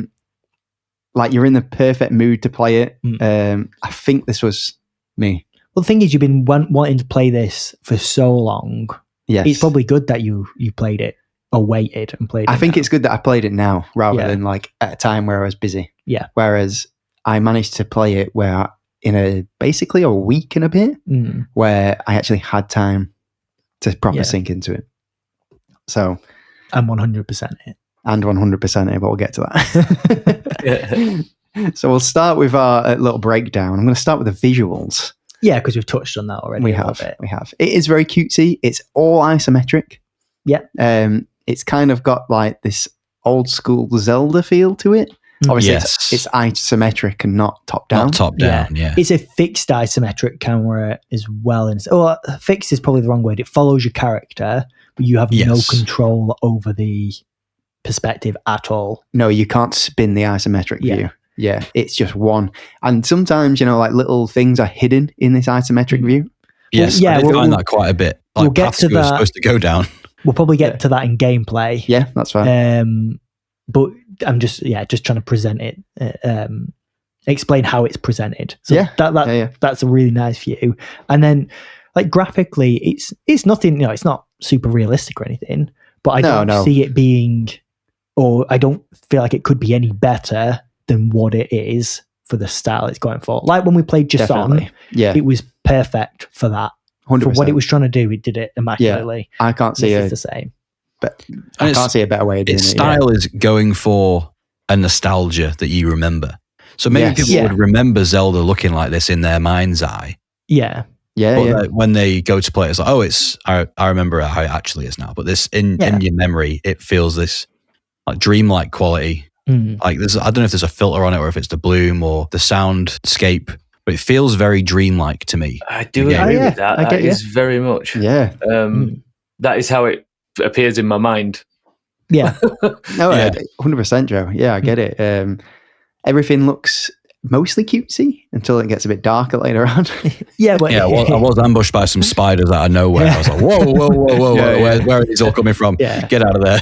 But all the character designs are also, unique and interesting, but also fit the world well. It's very humanoid animals, isn't it? In the world. Yes. Yeah. Mostly. I'd say mostly, which is really cool. Yeah, definitely. And even the little it's called Tunic. You are wearing a green tunic. I'm pretty certain that harkens back. That's a Zelda nod. Yeah. Oh. The t-shirt's green too. Yes, my t-shirt is green. I definitely can't shout about the art design enough. It's really lovely. Definitely one of the best bits of the game. So, following on from that, we've got a bit of the story and the vibe. Let's say vibe. Yeah, I liked it. Mysterious is probably the best word. It doesn't tell you anything. Literally nothing. Yes. Which again kind of goes into the gameplay. No dialogue. You do everything from right away, but you just don't know how to. Yeah, everything informs the gameplay. So we've talked about the visual style. Now we're talking about the vibe and the feel and the story. And both of those things, the very first thing we mentioned was gameplay. Yes. So I think that is just an example of how much everything influences the game, or the gameplay influences everything else, and vice versa. Yeah. But from a purely vibe, story, etc. point of view, I really liked the mystery of the world. Why are you there? Who are you in this world? Why are foxes like such a big deal? Yeah, because they're everywhere. Yeah, they're literally everywhere. There's statues of foxes. Even later in the game, you don't really learn too much. I still don't really think I know what goes on. There's a lot of it's a left open, isn't it? It's telling a story without any dialogue. Yeah, because all the dialogue in the game you can't read. Yeah, basically all. It's got its own language, and then in that language sometimes there's a word that you can make out. Yeah. People online have called it Tunic. Tunic. As in runic. Cool. Okay, right, cool. And it, this probably goes back into the gameplay released later, an alphabet of it, but you can figure it out. Yeah, so you could read it. You could read it if you had the time. Yeah. I didn't go that far. Which is interesting. But even without that, it tells enough of the story visually. Definitely. Like, I don't know exactly what happened. I don't know why. I still don't know why foxes are a big thing in the world or anything. Yeah, you can maybe why everyone together. hates the guy. You go up to someone who's like, you must die. But you get a bit of something. You still can get some sort of you can emotion. Piece bits together. Yeah. And like, I think the mystery to it is better than it just outright telling you exactly what happened. Yeah. But you... I'd quite like it if on a second playthrough, you could turn the language on. Again, Same. You know what I mean? Like, right at the end, you could like unlock it. Yes. And then you could play it through again, understand everything that's happening, etc., etc. I agree, to be fair. That'd be cool. You know.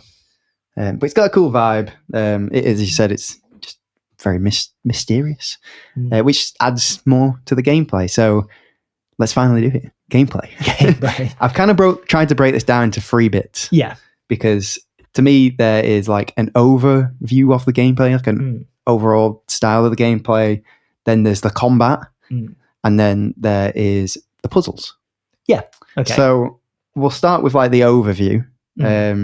As I've said, it's very Zelda style. You've got a sword, a stick you start off with. Yeah. And you just start with that, do you? You're just slashing away. I feel like you find the stick. This might be slight spoilers, but I feel like the stick could have or should have been used for something later. Like a torch.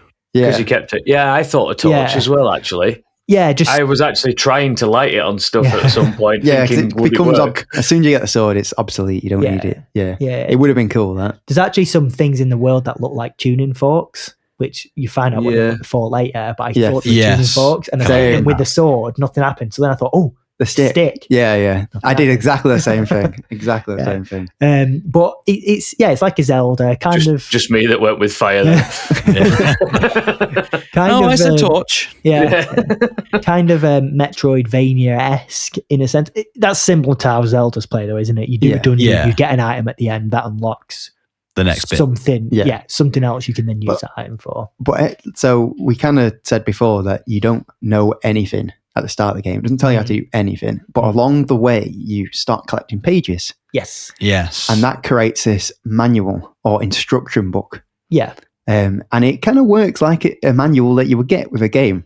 Yeah. So that kind of like tells you how to play the game. And it tells you almost like where to go next. It's especially true of the old Zelda titles, like on NES and SNES. Yeah. Like their manuals would give like bits of the story out as well. Yeah. Well, and tell you why you're going to this place or like what monsters were affected by what weapons. So eventually it does start telling you a story. Now, I knew this was a mechanic before I started the game. Same. However, what I didn't realize was that you not only can you not understand most of the manual, because that's also in this funny language. Yeah, the truth. So you have to try and pick out parts and try and figure it out. But not only that, you don't actually get the manual pages in order. No. You always get 2 at a time. So you get like a back and a front of a page. Not even necessarily that. Sometimes you get like a... well, you do. Yeah, it's the back and the front. I know what you mean. But sometimes those 2 pages won't really be linked to each other. Yeah. They don't... they'll follow one as in it'll be page 29 and page 30. But I might come after page 15. Well, well, for one, page 29 and page 30 might be about 2 completely different things. They might be about the same sort of thing, and it follows on. And sometimes they might be one half might be like half of a map. Feels like you're miles away. 28 would be the other half of the map. Yeah, but you don't get that till later. Yeah. So then on sometimes, you'll have 2 pages that you'll have page 15, for example, and then your next page will be page 29 or something like that. Yeah. And you're like, okay, I've got loads of pages to fill there. But although you're getting them completely out of order, they appear at the right time. Yeah, they appear at the right time. And they also, sometimes you get something that doesn't really tell you anything for now, but it'll tell you something for later. Yes. Yeah. The other thing that makes it really like those old manuals is there's notes pages, which the fox has scribbled, or like the player of the game has scribbled like maps and stuff, and look in this hole and you'll find a secret entrance or something like that. There's some things... some things you have to really look, like zoom into the page and be like, oh, there's a little note there. So there's some things later on. Again, I don't want to do too many spoilers because figuring out these things Playing the is game like is the biggest part of the game. Yeah. But there's like these perks you can get. And you'd no idea what these perks do. It doesn't tell you, it's just a picture. But then on one of the pages that has all the perks, some of them have not word descriptions, but like annotations that give you an idea of what they might or These are might the cards, not do. aren't they? Yeah. Yeah. So that's interesting. And then there's like, as you collect these things, there's certain things it tells you how to do, which in theory you could have done from the start of the game. Yeah. As I was saying before, you could always sprint. run. I didn't figure out that you could sprint until I'd already beat the first boss. And that's quite a common theme. So yeah, there'll be buttons you could have pressed from the beginning, didn't realize you had. For example, like the fast travel. I'm not going to say how you do it. No, but you blew could fast my mind. travel from the beginning of the game. Yeah. You don't really find out till later because you would never do that thing. Yeah. Unless you knew to do it. The upgrade system blew my mind. The upgrade system. I was like, I could have done this the whole time. Yeah. And that's that was the same with me. Yeah. But not only that, it also ties into what we were saying about the isometric camera before. So you go down a route and you'll get quite far and you'll be, it'll be hard because we'll get onto combat later, but it is a hard game. And then you'll finish an area and then there'll be a doorway of some kind. You'll go through the doorway and that'll pop you back out somewhere you've already been. Yeah. But the route it pops you back out was obstructed by something in the world. Now, because you can't turn the camera, you would never in a million years have thought you could go there. It's like down the side of a house or something. Yeah. And you wouldn't think that would lead anywhere, but it does. So you start to fill in this like extra map in your head of where these secret pathways are. Yeah, because you could have done that pathway from the beginning and skipped loads of content. So for a speed run, or at least gone the back way round. Yeah, for a speed run, you could get somewhere a lot quicker. I know there's one area, the quarry, that's later in the game, where you found one of these secret areas, didn't you? Yes. Earlier than you were supposed to. In that case, it was a lot harder. Yeah. But I don't think I found any by accident. Yeah. I always found them exactly when the game wanted me to find them. Yeah, mostly same. Yeah. Mostly same. We did a slight different route. So I played it with friends. So we have a game night every so often. Shout out Max, Matt and Tafkak. I'm not going there. You've got so many friends, man. So we had a bit of a game night and played it together. Took it in turns to play it, and I had a really good time with it, and I quite enjoy it. I think it's a very good game. But I'd started playing it on my own console first, and then obviously we had to catch up on a friend's console to put it to where I was. But I let them do it rather than me just persuading them to do what I did. Yeah, so I let them do it to experience it, and it went a completely different way to me. And we didn't get the sword for ages. Really? We went down. You were using the stick. Yes, they went down this. They went down the way you're supposed to come up from the lower forest. Oh, okay. Okay, yeah. And obviously, face first into spiders and guys with swords, while we had a stick and no shield. And no shield. So there was a lot of speed walking, and rolling. We didn't know how to run either. Oh. Wow. So it was a square peg in a round hole at first for us, but it was really good. To be fair, even if you could run, those enemies are relentless. They do not let up. Yeah. Yes, they follow you from everywhere. Literally.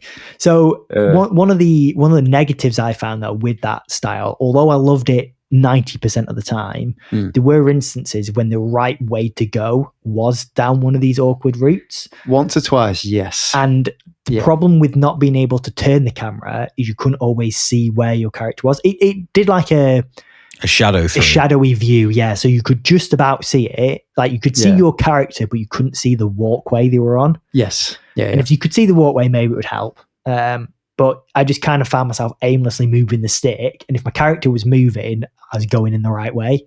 Yeah. And there was a couple times that did happen. But for the most part, I feel like if you could move the camera, it would ruin all those other reveals. It would, the secret bits. So I'm glad it was done the way it is done, but maybe a couple of those areas. There is a couple of occurrences where you'll go around something and the camera will move. Yes. Not very often. But it's scripted. Yeah, it's scripted. Because there's a point with a key. Yes. Yes. In the where is it now? It's in the like sandy bit.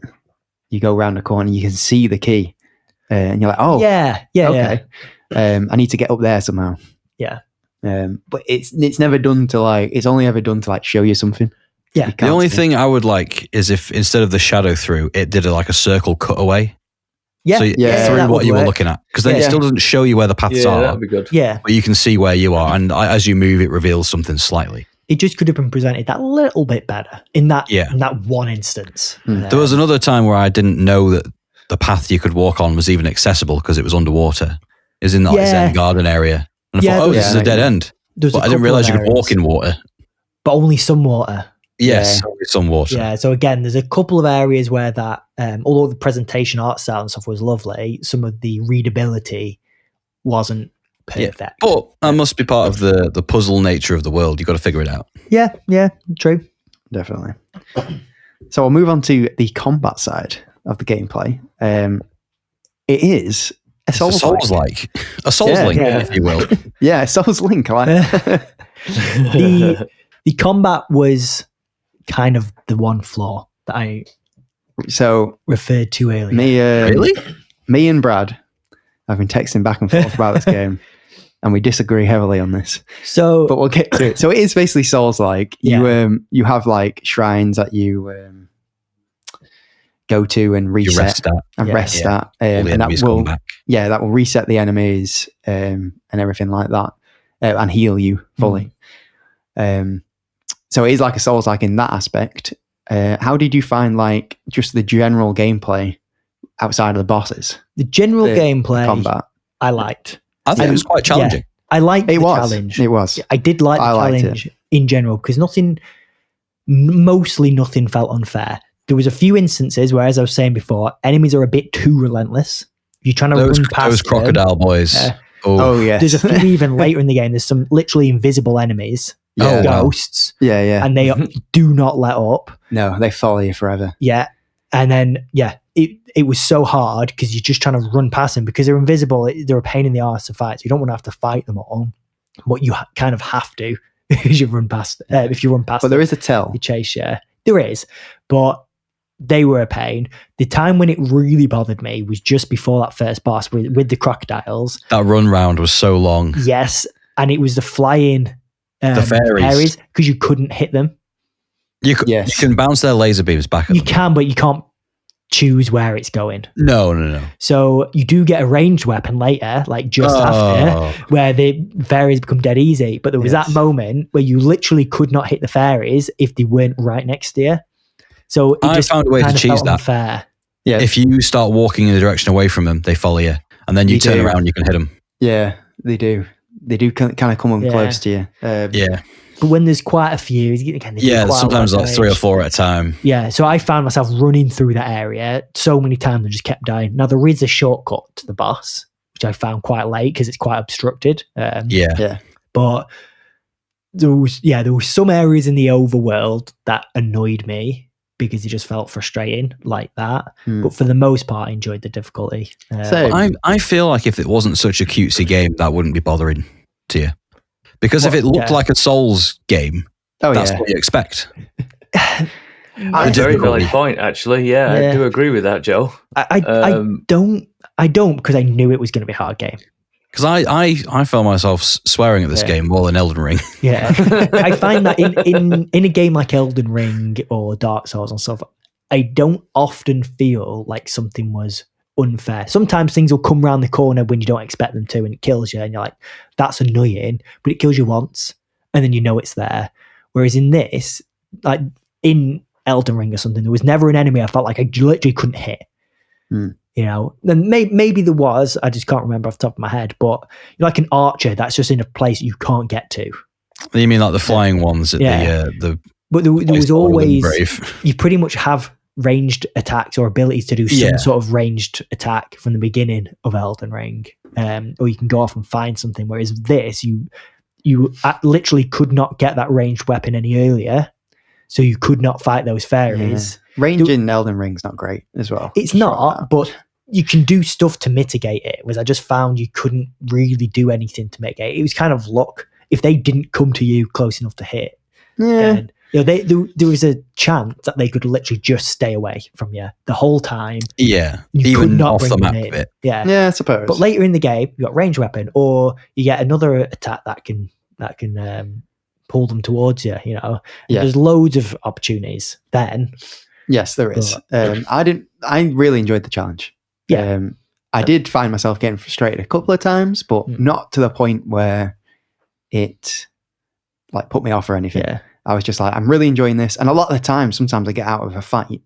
There's a time after you beat the first boss, you go to that East Garden and there's those candle guys. Yeah. There was a few moments in there where I was like, oh my God, I'm going to die. But I just about get through. Yeah. And then I'd be like, oh, nice. Cool. And then you find your grace or your quote unquote, quote unquote. And you're like, oh, thank God. Nice one. That worked well. There was some times with quite a group of enemies. I found groups quite difficult to deal with. Till you get the shotgun. Yeah. Ben, did you get the shotgun? I found groups. Did you just say it because you thought I was distracted? You thought I was distracted. Because we said shotgun.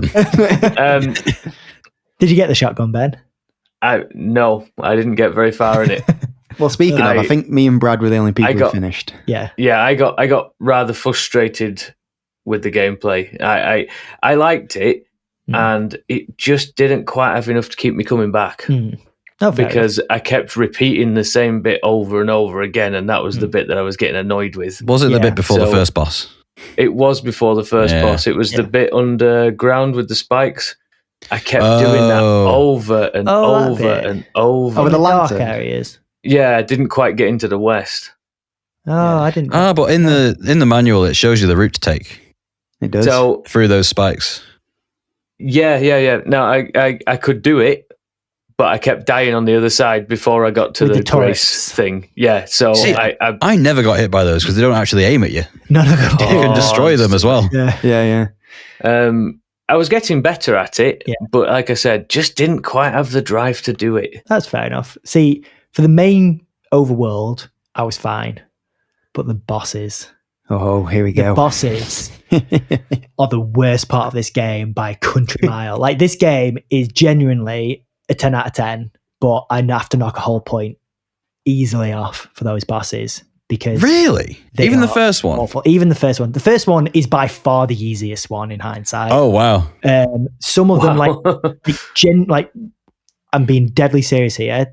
There's a mode in accessibility so that you can't die. For the final boss, I had to turn it on.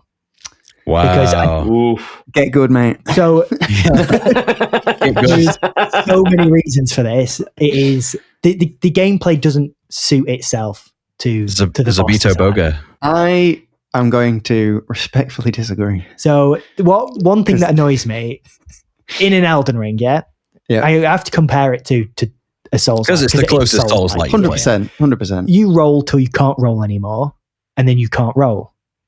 Yeah. In this, you roll till you can't roll, but then you can sort of dodge, but the dodge doesn't do anything because you slightly move forward. You slightly move forward, but you're never going to dodge anything like that because enemies' attacks are like precision. It's beams. more for projectiles. But they still basically hit you all the time because there's no invincibility frames on that roll. But once you're in that mode, you take 50% more damage. But also, you can't get your stamina back. You can. You can run. Yeah, you can run. So but it's slow. Right. Yeah, but okay. I'm going to spoil one slight thing about one of the abilities you unlock, which is running. Yeah. So it tells you in the book. Yeah, it says, "Are you feeling tired? Try running." Yes. Yes, which is bizarre. But it does say that in the book, and to run, you have to hold the dodge button, which has a dot. So you dodge and then start running. Yeah. Now that's what that mechanic's for. I know. So you might do your slight little dodge, but then you start running, and then while you're running, your stamina it doesn't like replenish any faster, I don't think, but at least you can get out the way. Moving. Yeah. You can still get hit though because you're not getting visibility frames at that point. You don't. And a lot of the bosses are a bit relentless. But like in Souls-like games, that's the punishment of dodging too much. No, I get you, but I would prefer to not be able to dodge at all then because then you just run. Yeah, because it's the same in Souls. It is basically. Well, you can block. You can block in this though, and in Souls it'll use your stamina if you start running. But it And just block it. feels that tuning of the stamina feels better, in my opinion, in Souls. The other thing is getting into enemies. Enemies run away all the time until later in the game when they're relentless. But a lot of the first bosses just keep jumping away from you. So every time I rolled into them, I get one swing and they'd then be away from me. Couldn't get any other swings. So that was frustrating because I constantly felt like I was using all my stamina trying to get to enemies and then whiff most of my attacks because it would just dodge out the way. See, I was a lot of the time running. And they dodge out the way and you had to like time your attacks with their attacks. But I never thought it was bad. I did. But if the running wasn't on the same button as dodging, that might have worked a bit better. Were you locked on to the boss? Yes. Oh, okay, because I found that helped me a lot after I died the first time. You kind of needed to, yeah. Because when you throw projectiles, then it goes right at him. There's a boss later. It's the second boss. Won't spoil it, but you can do damage from in front, but you do more damage from behind. But getting behind them is so unreliable that one, you can't lock on the behind section. So when you try and hit it, your character's kind of trying to still hit the front. So you have to really line it up and it's a bit giant. But you don't really have time to do that because as soon as you get behind them, they run away. I know, but if they just stayed there and let you hit its I'm not weak saying point. you should sit there and just let you hit the weak point. I'm just saying it wasn't tuned very well. Brad wants a poise meter, so he can knock them down. I just want it to be a little bit more accessible. The bosses are so much harder than the rest of the game. Like, I can't state that enough. It is a massive difficulty spike, even just that first boss. And it doesn't feel suited to it. But even the manual, like in the manual, it tells you what it's weak to about the boss. It even says like you're going to die. But it could be difficult. It just doesn't need to be this difficult. So I'll quickly. I've got way more points, by the way. I know. I'll quickly jump in and say that I watched a interview with the creator. It was kind of his baby. He created it by himself, and then, well, not entirely because he brought people in about halfway through development. Yeah, but it's only a handful of people. He said the big thing to him that he would change would be making the bosses easier. And he said all the way through he was making it, he was like, oh, do we make it a bit easier? But then a lot of people were like, no, it's supposed to be hard. That's how you get your hardcore fan base. It's supposed to be hard. I don't if think it was easily beatable, it wouldn't have got as good a reputation, I think. Yeah, I disagree. I don't think people would have liked it less if the bosses were a bit easier. So I think it puts more people off with how difficult it is compared to the rest of it. So to me, the game is a Souls-like. And I never got as frustrated in this than I've ever done in any Souls-like game. See, really? So, I thought it was hard, but not like to the point where I'd be like, I need to turn this off because I'm going to get too frustrated. But on the flip side of that, if you ever ask anyone what is the key tenet of Souls-like game, everyone's going to say difficulty. If you ask anyone the key tenet of this, it's puzzles. Yeah, but I've heard both. To be fair, I've heard it's difficult and puzzles, but I know what you mean. It's built like a puzzle game. And the bosses could still be difficult. One thing that would make it infinitely better is something that annoys me, and it annoys me in Souls-like games as well, is if you use an item and then die, you still lose the item. Yeah. And that annoys me no end because it de-incentivizes you from using items. Now, in a game like in a Souls game, you've got so many items, there's so many opportunities to buy items. It's not that bad. It's fine. In this, there's far fewer opportunities to buy or find items, significantly so, to the point where on that last boss, the only way I even got close to beating that boss was by using a specific item. But when I used all my items, I didn't have enough money to buy more items. And because of the way the end of the game's set up, you can't grind. I know you can. There's a secret to how you can grind more stuff, but it's a secret. So you can't actually grind any more money unless you find that secret. So even if you could, it takes ages to grind. I just didn't use the items that much. The only items I used were the bombs, and there's a cool dynamite sticks. There's a cool little mechanic for all three of the different bomb types.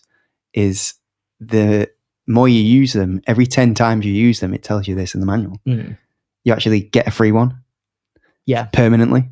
So if you die, you still get 1. Yeah. Wait, what? Oh, that's cool. Yeah. So when you say it says like +1, Yeah. that's your permanent +1. You always will have 1. Which is handy, but it wasn't a bomb that I was using on the final boss. Yeah. So it didn't help. But I had that. I had my setup ready. I had like the staff and the grapple thing, and I was just like, "This is my kit. I'm going to use it." The setup thing is another problem I have with the game. So you've got your menu on the you hold L1, it brings up your inventory. Yes. You press L1. But either way, L1 inventory doesn't pause the game. So the game Like a Souls-like? Like a Souls-like. But in a Souls-like, I have 15 pouches I can cycle through and so many different stuff. On this, I have 3 items I can choose. Not 3 weapons, 3 items. Yeah, so everything's put onto the free button. So if I want my melee weapon, which you're gonna have a melee weapon, and then I want a ranged weapon. I like that for simplicity, by the way. But that's very like how the Ocarina of Time Legend of Zelda game was. Yes, you had it on your C buttons. Yeah, fine, but then I've got 3 items I can use. You know, usually I had the same 3 every time, which meant I couldn't have any items. If I got rid of one, which I could have my melee and my ranged weapon and have 1 free. I can then only pick 1 item. So I could pick the item that recharges your mana so I can use more of my staff. But then that's it. Yeah. I can only have that. Oh, and you've got your potions, which are in I definitely get what you're saying. But I just didn't use the items and I didn't find it that bad. Yeah. But like, I feel like it encourages you to use the items because there was one boss later that I could not get anywhere near being, use a certain item, destroyed it. Yeah. Easy. And that felt like, okay, am I looking at this wrong? Are the bosses puzzles? Yes. That need to be solved? But if the bosses are puzzles, manual tells you the solution. If the bosses are puzzles that need to be solved, the solution isn't always going to be hit them with your sword and shield. It's going to be use all the different mechanics in the game. Yes. And if those different mechanics are puzzle or items that don't replenish. Yeah, but it's not about that usually. It's not about like replenishing your mana and replenishing your health with. Yeah, but one of the because you get potions are are always available with R1. Yeah. Like, yes, I think the only good item is the mana, but I still never felt like I needed to use it. Yeah, there's only 2 ways to replenish your mana, and that's the perk that changes the potions into mana potions, but then you can't heal. Yeah. Or the berries that give you mana. But the only time I ever used the berries was if I had got far into a zone and I was like, right, I know there's some more enemies coming.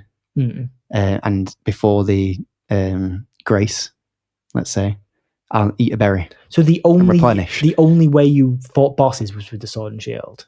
Well, I had the staff, I had the grapple. So you only but they use mana. Yeah, but I just used them sparingly. So I feel like if the bosses are puzzles, then you played that wrong because the puzzles would require you to use all the different toolkits. Yeah, but maybe I just used the toolkit there. I don't know. Yeah, you probably did, but I didn't find that fun or engaging. I would try a boss and it would be fun a couple of times, and then quickly I just had no enjoyment. Every time I played a boss in Elden Ring, as frustrated as I was getting, I was having fun. But during the boss fights in this, after the first couple of times, I wasn't having fun, which is why I turned on invincibility for that last boss. To me, I don't see it. Yeah. I don't see a difference. Like, they are the same. If you like Elden Ring, Souls-likes, this is exactly the same in nearly every way. It's so to like one and not like this is the fact that you can't change your approach. What's that? Like in Elden Ring, you've got so many weapons to choose from, so many different armor sets and stuff. This, you are limited in that respect, but otherwise it is a. But I don't think it is because one is significantly more complex with the amount of stuff you can take in and do. I know, but in Elden Ring, this is so much more simple. It's more complex with the RPG elements. Yeah. But I built a build and I went into every fight with that build with the same strategy. I'm mostly same, but I still felt like I had more flexibility. Other than Millennia. No, the last the Shadow of the Erdtree boss. Oh, yeah. I had to completely change it for that, which frustrated me because I had to change. And sometimes it is frustrating, but when the bosses just didn't feel fun. Whereas in Elden Ring, they felt fun. I'm not going to lie that they weren't hard because they were, and I died a lot of times. But for me, I still had the fun. There's one boss later you physically cannot hit because he flies, unless you either hit him with a range attack, which you've got limited mana, or you wait for him to come to you. But in that case, it's all RNG. Grapple. Yeah, but it uses mana. Yeah. So either way, you're not going to use both the range attack or the grapple because they're both using mana. You could use them a bit, but you said before you used them sparingly. I did. So then you're waiting for him to come and attack you. In Souls, you have a mana flask, but you've also got the same problem. Yeah, but you've got significantly more mana. Do. I've just found it a lot more RNG on a boss you physically can't hit unless he attacks you. If he never attacks you close up and just uses his range attack, I was just like, I just tried to learn his moves, and I was like, right, if he does this move, I actually have an opportunity to get 3 slashes on. So what I would normally do, like the flying guy, he'd come in for a big lunge. All right, I can hit him from behind for a bit. But I had times then he's flying off, grapple, come back here, slash. I had times when he basically didn't come to me for like most of the fight, and then I'll just die. And it's like, well, that wasn't fun. I just didn't. If the bosses were tuned a little bit easier, if your items didn't deplete after every death and it paused when you wanted to get your inventory fixed, even if they were as hard, but those 2 things were still in place, significantly better game. Well, would not be saying that might be what the developer would have changed. Maybe. Possibly. Yeah. And then the bosses wouldn't be any harder necessarily, but you'd have more options. I didn't feel like you had any options because those options you have are so limited because your items are limited and you can't pause the game when you're trying to change stuff. So just so we're not on about this for another half an hour. I can keep going. We'll move on.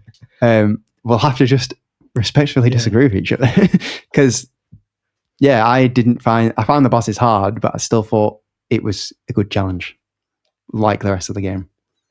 But fair enough. I disagree. So, what about the puzzles? We're still in gameplay. Puzzles.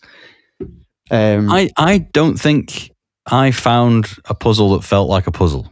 You didn't. No, me neither. You didn't. It's the later on. So a lot of the stuff that some of them they don't feel like puzzles because it's like, oh, I didn't realize I could do that all along. Like we were saying with the, the fast routes. travel and then the fast travel is one of them. It's not so much a puzzle in the sense, it's like reading the manual and going, oh, yeah. That's the puzzle of the game. Exactly. Is like realizing where you're meant to go next. For me, and most of it is that. And sometimes it'll be a hidden thing in the manual. So there's like certain doors you can't unlock. You don't know how you unlock them. And then you'll read it in the manual. You're like, oh, okay. So you've not necessarily solved a puzzle. You've read the answer to the puzzle. But the only thing that I did that felt puzzle-like was hitting those 2 graves to open the dark tomb. So the eyes lit up. Because you can't really see them. Yes. And I hit one of them by accident while I was fighting the other thing. I was like, oh, right.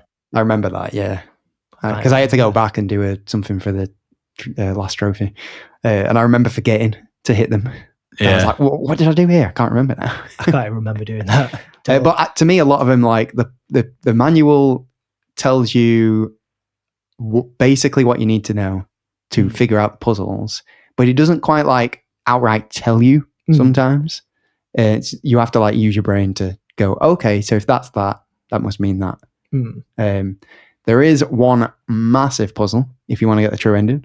Yeah, which I Googled because at this point I was like, I'm done with this game. Which I'm about to cheat the last boss. I'm done.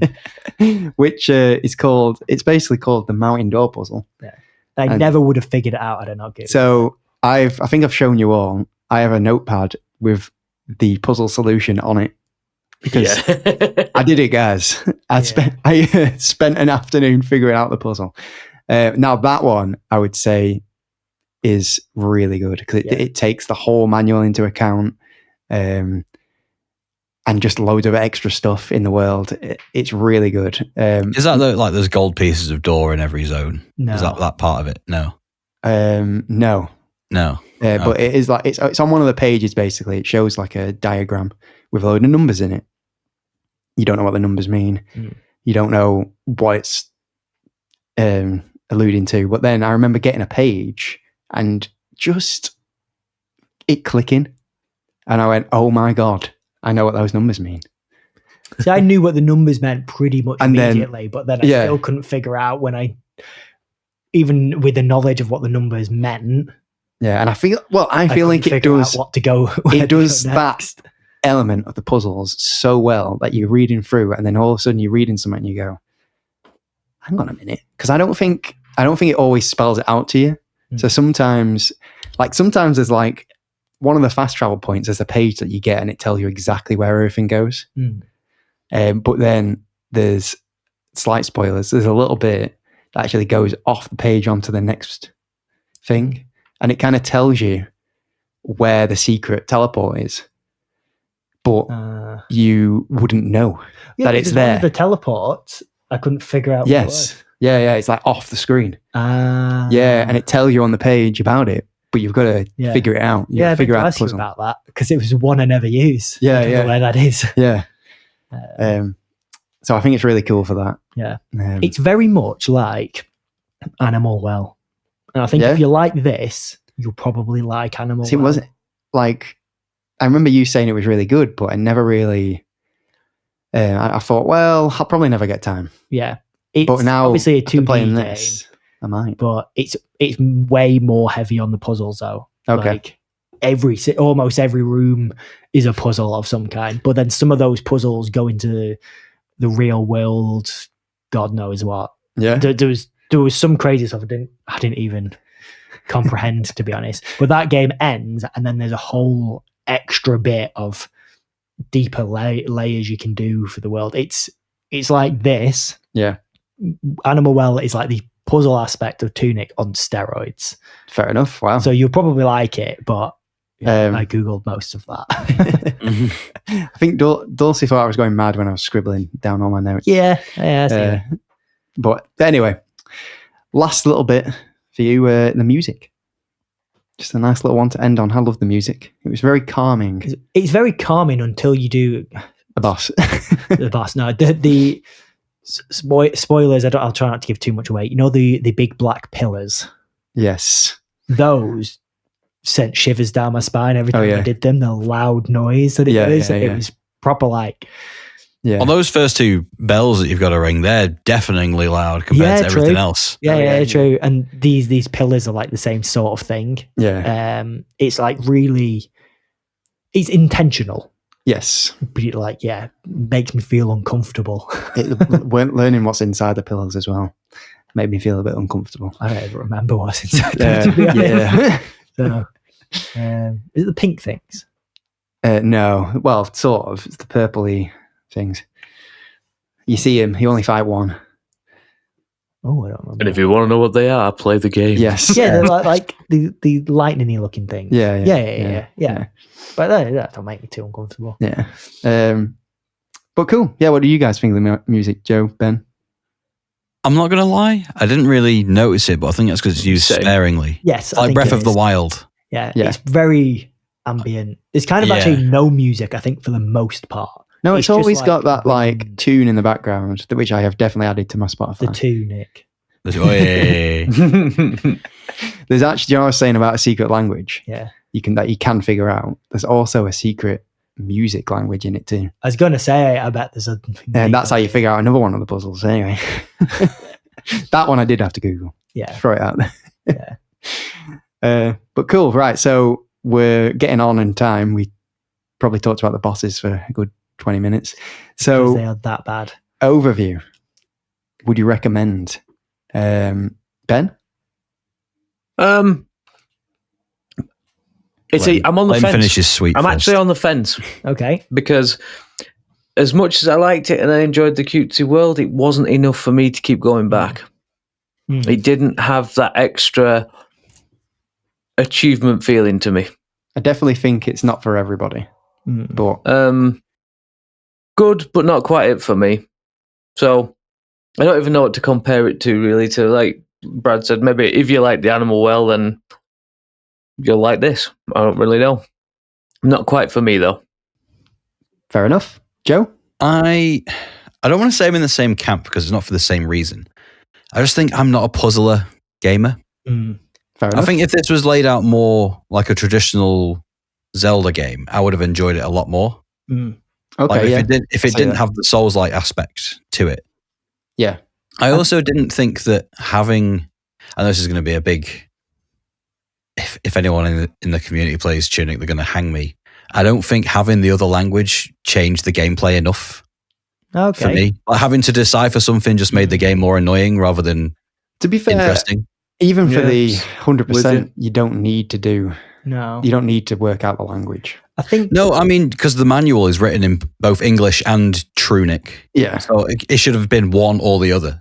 Well, so you shouldn't have both. If it's an in-universe manual, it wouldn't have any English in it. It might have the buttons on the controller, but that's it. I suppose, but then you would immersion breaking. Have to figure out everything. You'd have to figure out the language. I think that would be too hard. I think if what maybe they could have done is, as I say, if they did a new game plus, maybe you could read it, and then maybe have that turn on in accessibility features or something like that, so you can turn it on. There is a lot of accessibility features. Yeah, and then maybe to try and take some of that puzzle out of it, because maybe some people do just want to play it like a Zelda, like to me, because I wanted to get at least to a certain point before we were reviewing it, I looked up guides about where to go. And it did tell me a couple of things that I shouldn't have worked out until like New Game Plus or like a second playthrough, like how to open them certain doors. I would never have figured that out naturally. You would have done if you played it. Got the page, So I did. That's one of those where it's like the annotations, like he's written on in the manual. Yeah. So that's pretty clear. The mountain door puzzle is like a extreme version of that. Yeah. And when I say extreme, without trying to give too much away, that was like a button in. You have to do a certain button inputs, like 6 buttons, something. The mountain door one's like 150. Yeah, it's crazy. Oh wow, it's nuts. That I would never have figured out.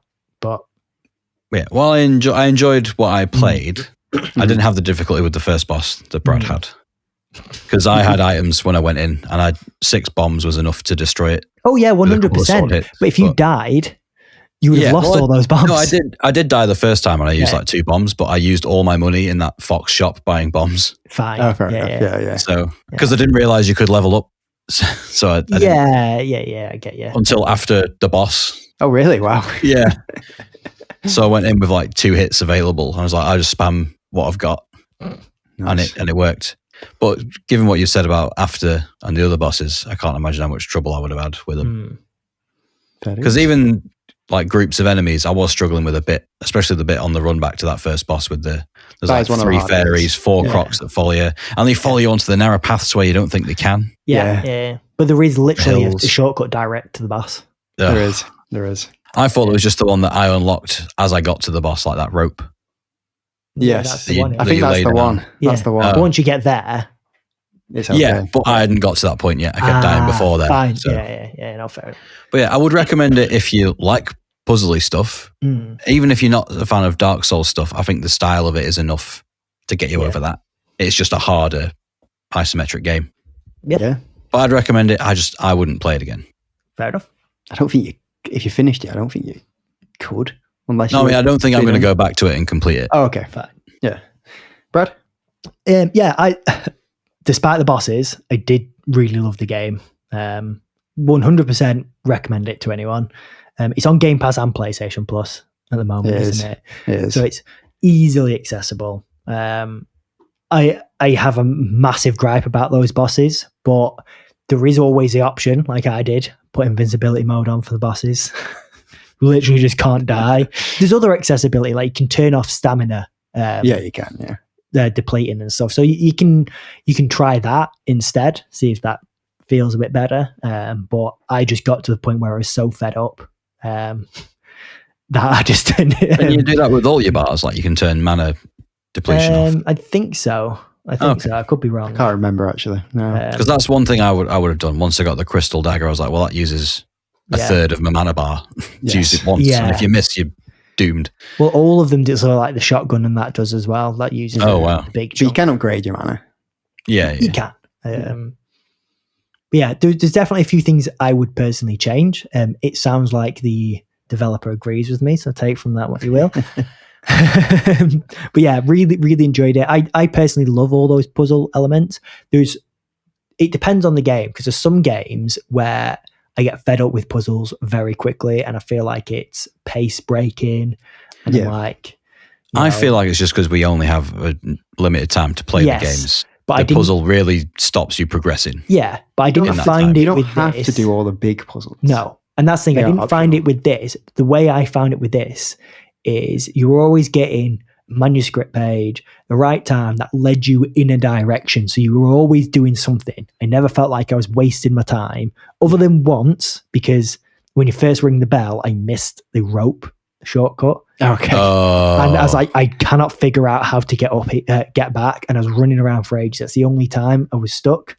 But other than that, for the most part, I always had something to do, somewhere to go. The puzzles were just nice because it was always like you'd get so far and then you'd find a piece and you're like, oh, that's what I can do. Now I can go here.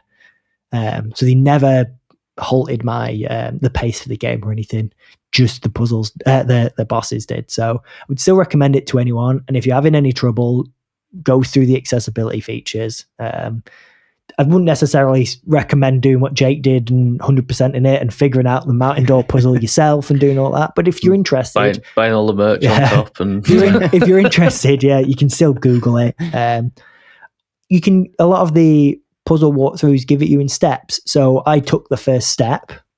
I knew the first thing to do, couldn't figure out the second, so I Googled it.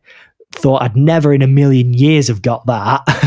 But with that knowledge, tried to figure out the rest, still couldn't, and then Googled it. So, would definitely recommend. Cool. So I suppose I should give my recommendation, and I think we all know. I think we all know. I mean, it sounds like you guys have all been a bit more lukewarm in it. Maybe not so much Brad other than the combat. Genuinely really loved it, and it's not even the combat; it is just the bosses. Fair enough. Just the bosses suck ass. I do quickly remember that you text me saying you were fighting the last boss, and you're like, "This isn't that bad, actually. I nearly got her." Yeah. And you chuckled in the to first yourself. And then I was at the gym. I looked at the message and I just chuckled because I was like, "It's a second phase, and he doesn't know anything about it yet." To be honest, every boss I thought is going to be a second phase, and I was kind of thinking there probably would be. Yeah. But yeah. But anyway, this is one of my all times. Yes. I know it is. Up there with The Witcher 3. I wouldn't. Witcher 3 is the best game ever made, but it's definitely like top 10. I'm thinking it's definitely top 10. It might even be top 5. Wow. I don't know. As I said earlier, I don't know what it was. It might have just been the perfect time. And to me, it doesn't sound like it's going to work. Souls like Zelda, isometric, puzzler, cute. It's a lot of stuff into one. But for some reason, for me personally, the mix worked incredibly well. Just a Jake-ass game. Jake-ass game. For the most part, I do agree. It did all work very well. That's the only why way it would have been better is if pies were consumable. Yes, definitely. That's probably why I went and did the 100% and I learned the puzzles. I definitely know that it's not for everybody because I've spoken to a few people outside, and either you fall in love with this game or you are bounce right off it. Yeah, or you play it and you think, oh, this is good, but then you don't finish it. But I was one of the ones who really fell in love with it. I think you need to get to a point of revelation, which is probably further than the first boss, where you find something out and you're like, all this time. Yeah. You know what I mean? And there's a few points in them before the boss, but I think for me it was the Holding X, which was is that on those gold squares? Which was a massive spoiler, so I do apologise to anyone listening. Do you want to cut that bit out? Nah, it's old now. Yeah. But that was a big deal for me. Yeah. Well, to me, everything. What else is it going to be? I don't know if it's the dopamine rush of going, oh my God. It's kind of like Outer Wilds in that way, where you would learn stuff and go, oh, I can do that. Yeah, it's a bit like Outer Wilds, just not as good. No, I disagree. I think I always knew he was going to say that. I think it's better, especially that because Outer Wilds. There's no bosses in Outer Wilds. The second you brought that up, I could see that glint in his eye. That's Brad's number one game. It's not, but it's definitely up there. In Outer Wilds, you're learning stuff, and I suppose it's the same in Tunic. But it's also got all the combat stuff in it, which I really like. It's and like it's similar cutesiness, and then there's a big puzzle at the end that you have to literally get a notepad out to figure out. I like games that are built around the puzzles, like Outer Wilds, like this. Yeah. They were just more interesting in Outer Wilds. Yes, there was no combat, but there was far more of those revelations. The best part of Tunic for me were those revelations. Yeah. And they were far more frequent and big and mind-blowing in Outer Wilds, which is fine because in Tunic you have the combat. You had the other side of it as well. Yeah. Whereas Outer Wilds is wholly, dependent. I get what you mean. Those but this is, to puzzles. me, this is like the perfect balance of it all. Fine. Yeah. Of combat, difficulty, puzzles, cutesiness, Zelda-like. Perfect balance. You probably like Animal Well. So we've kind of alluded to it. I'm wearing the t-shirt. I also bought the manual. So I've got that physically as well. Is it exactly the same in the game? Like all the pages are there? Exactly the same, but it doesn't have the little scribbles in it, which I did thought was a little bit off. I think that's so you can't spoil the secrets for yourself. Well, it says in the front, when you open it up, it says like, read this after you finish the game. Yeah.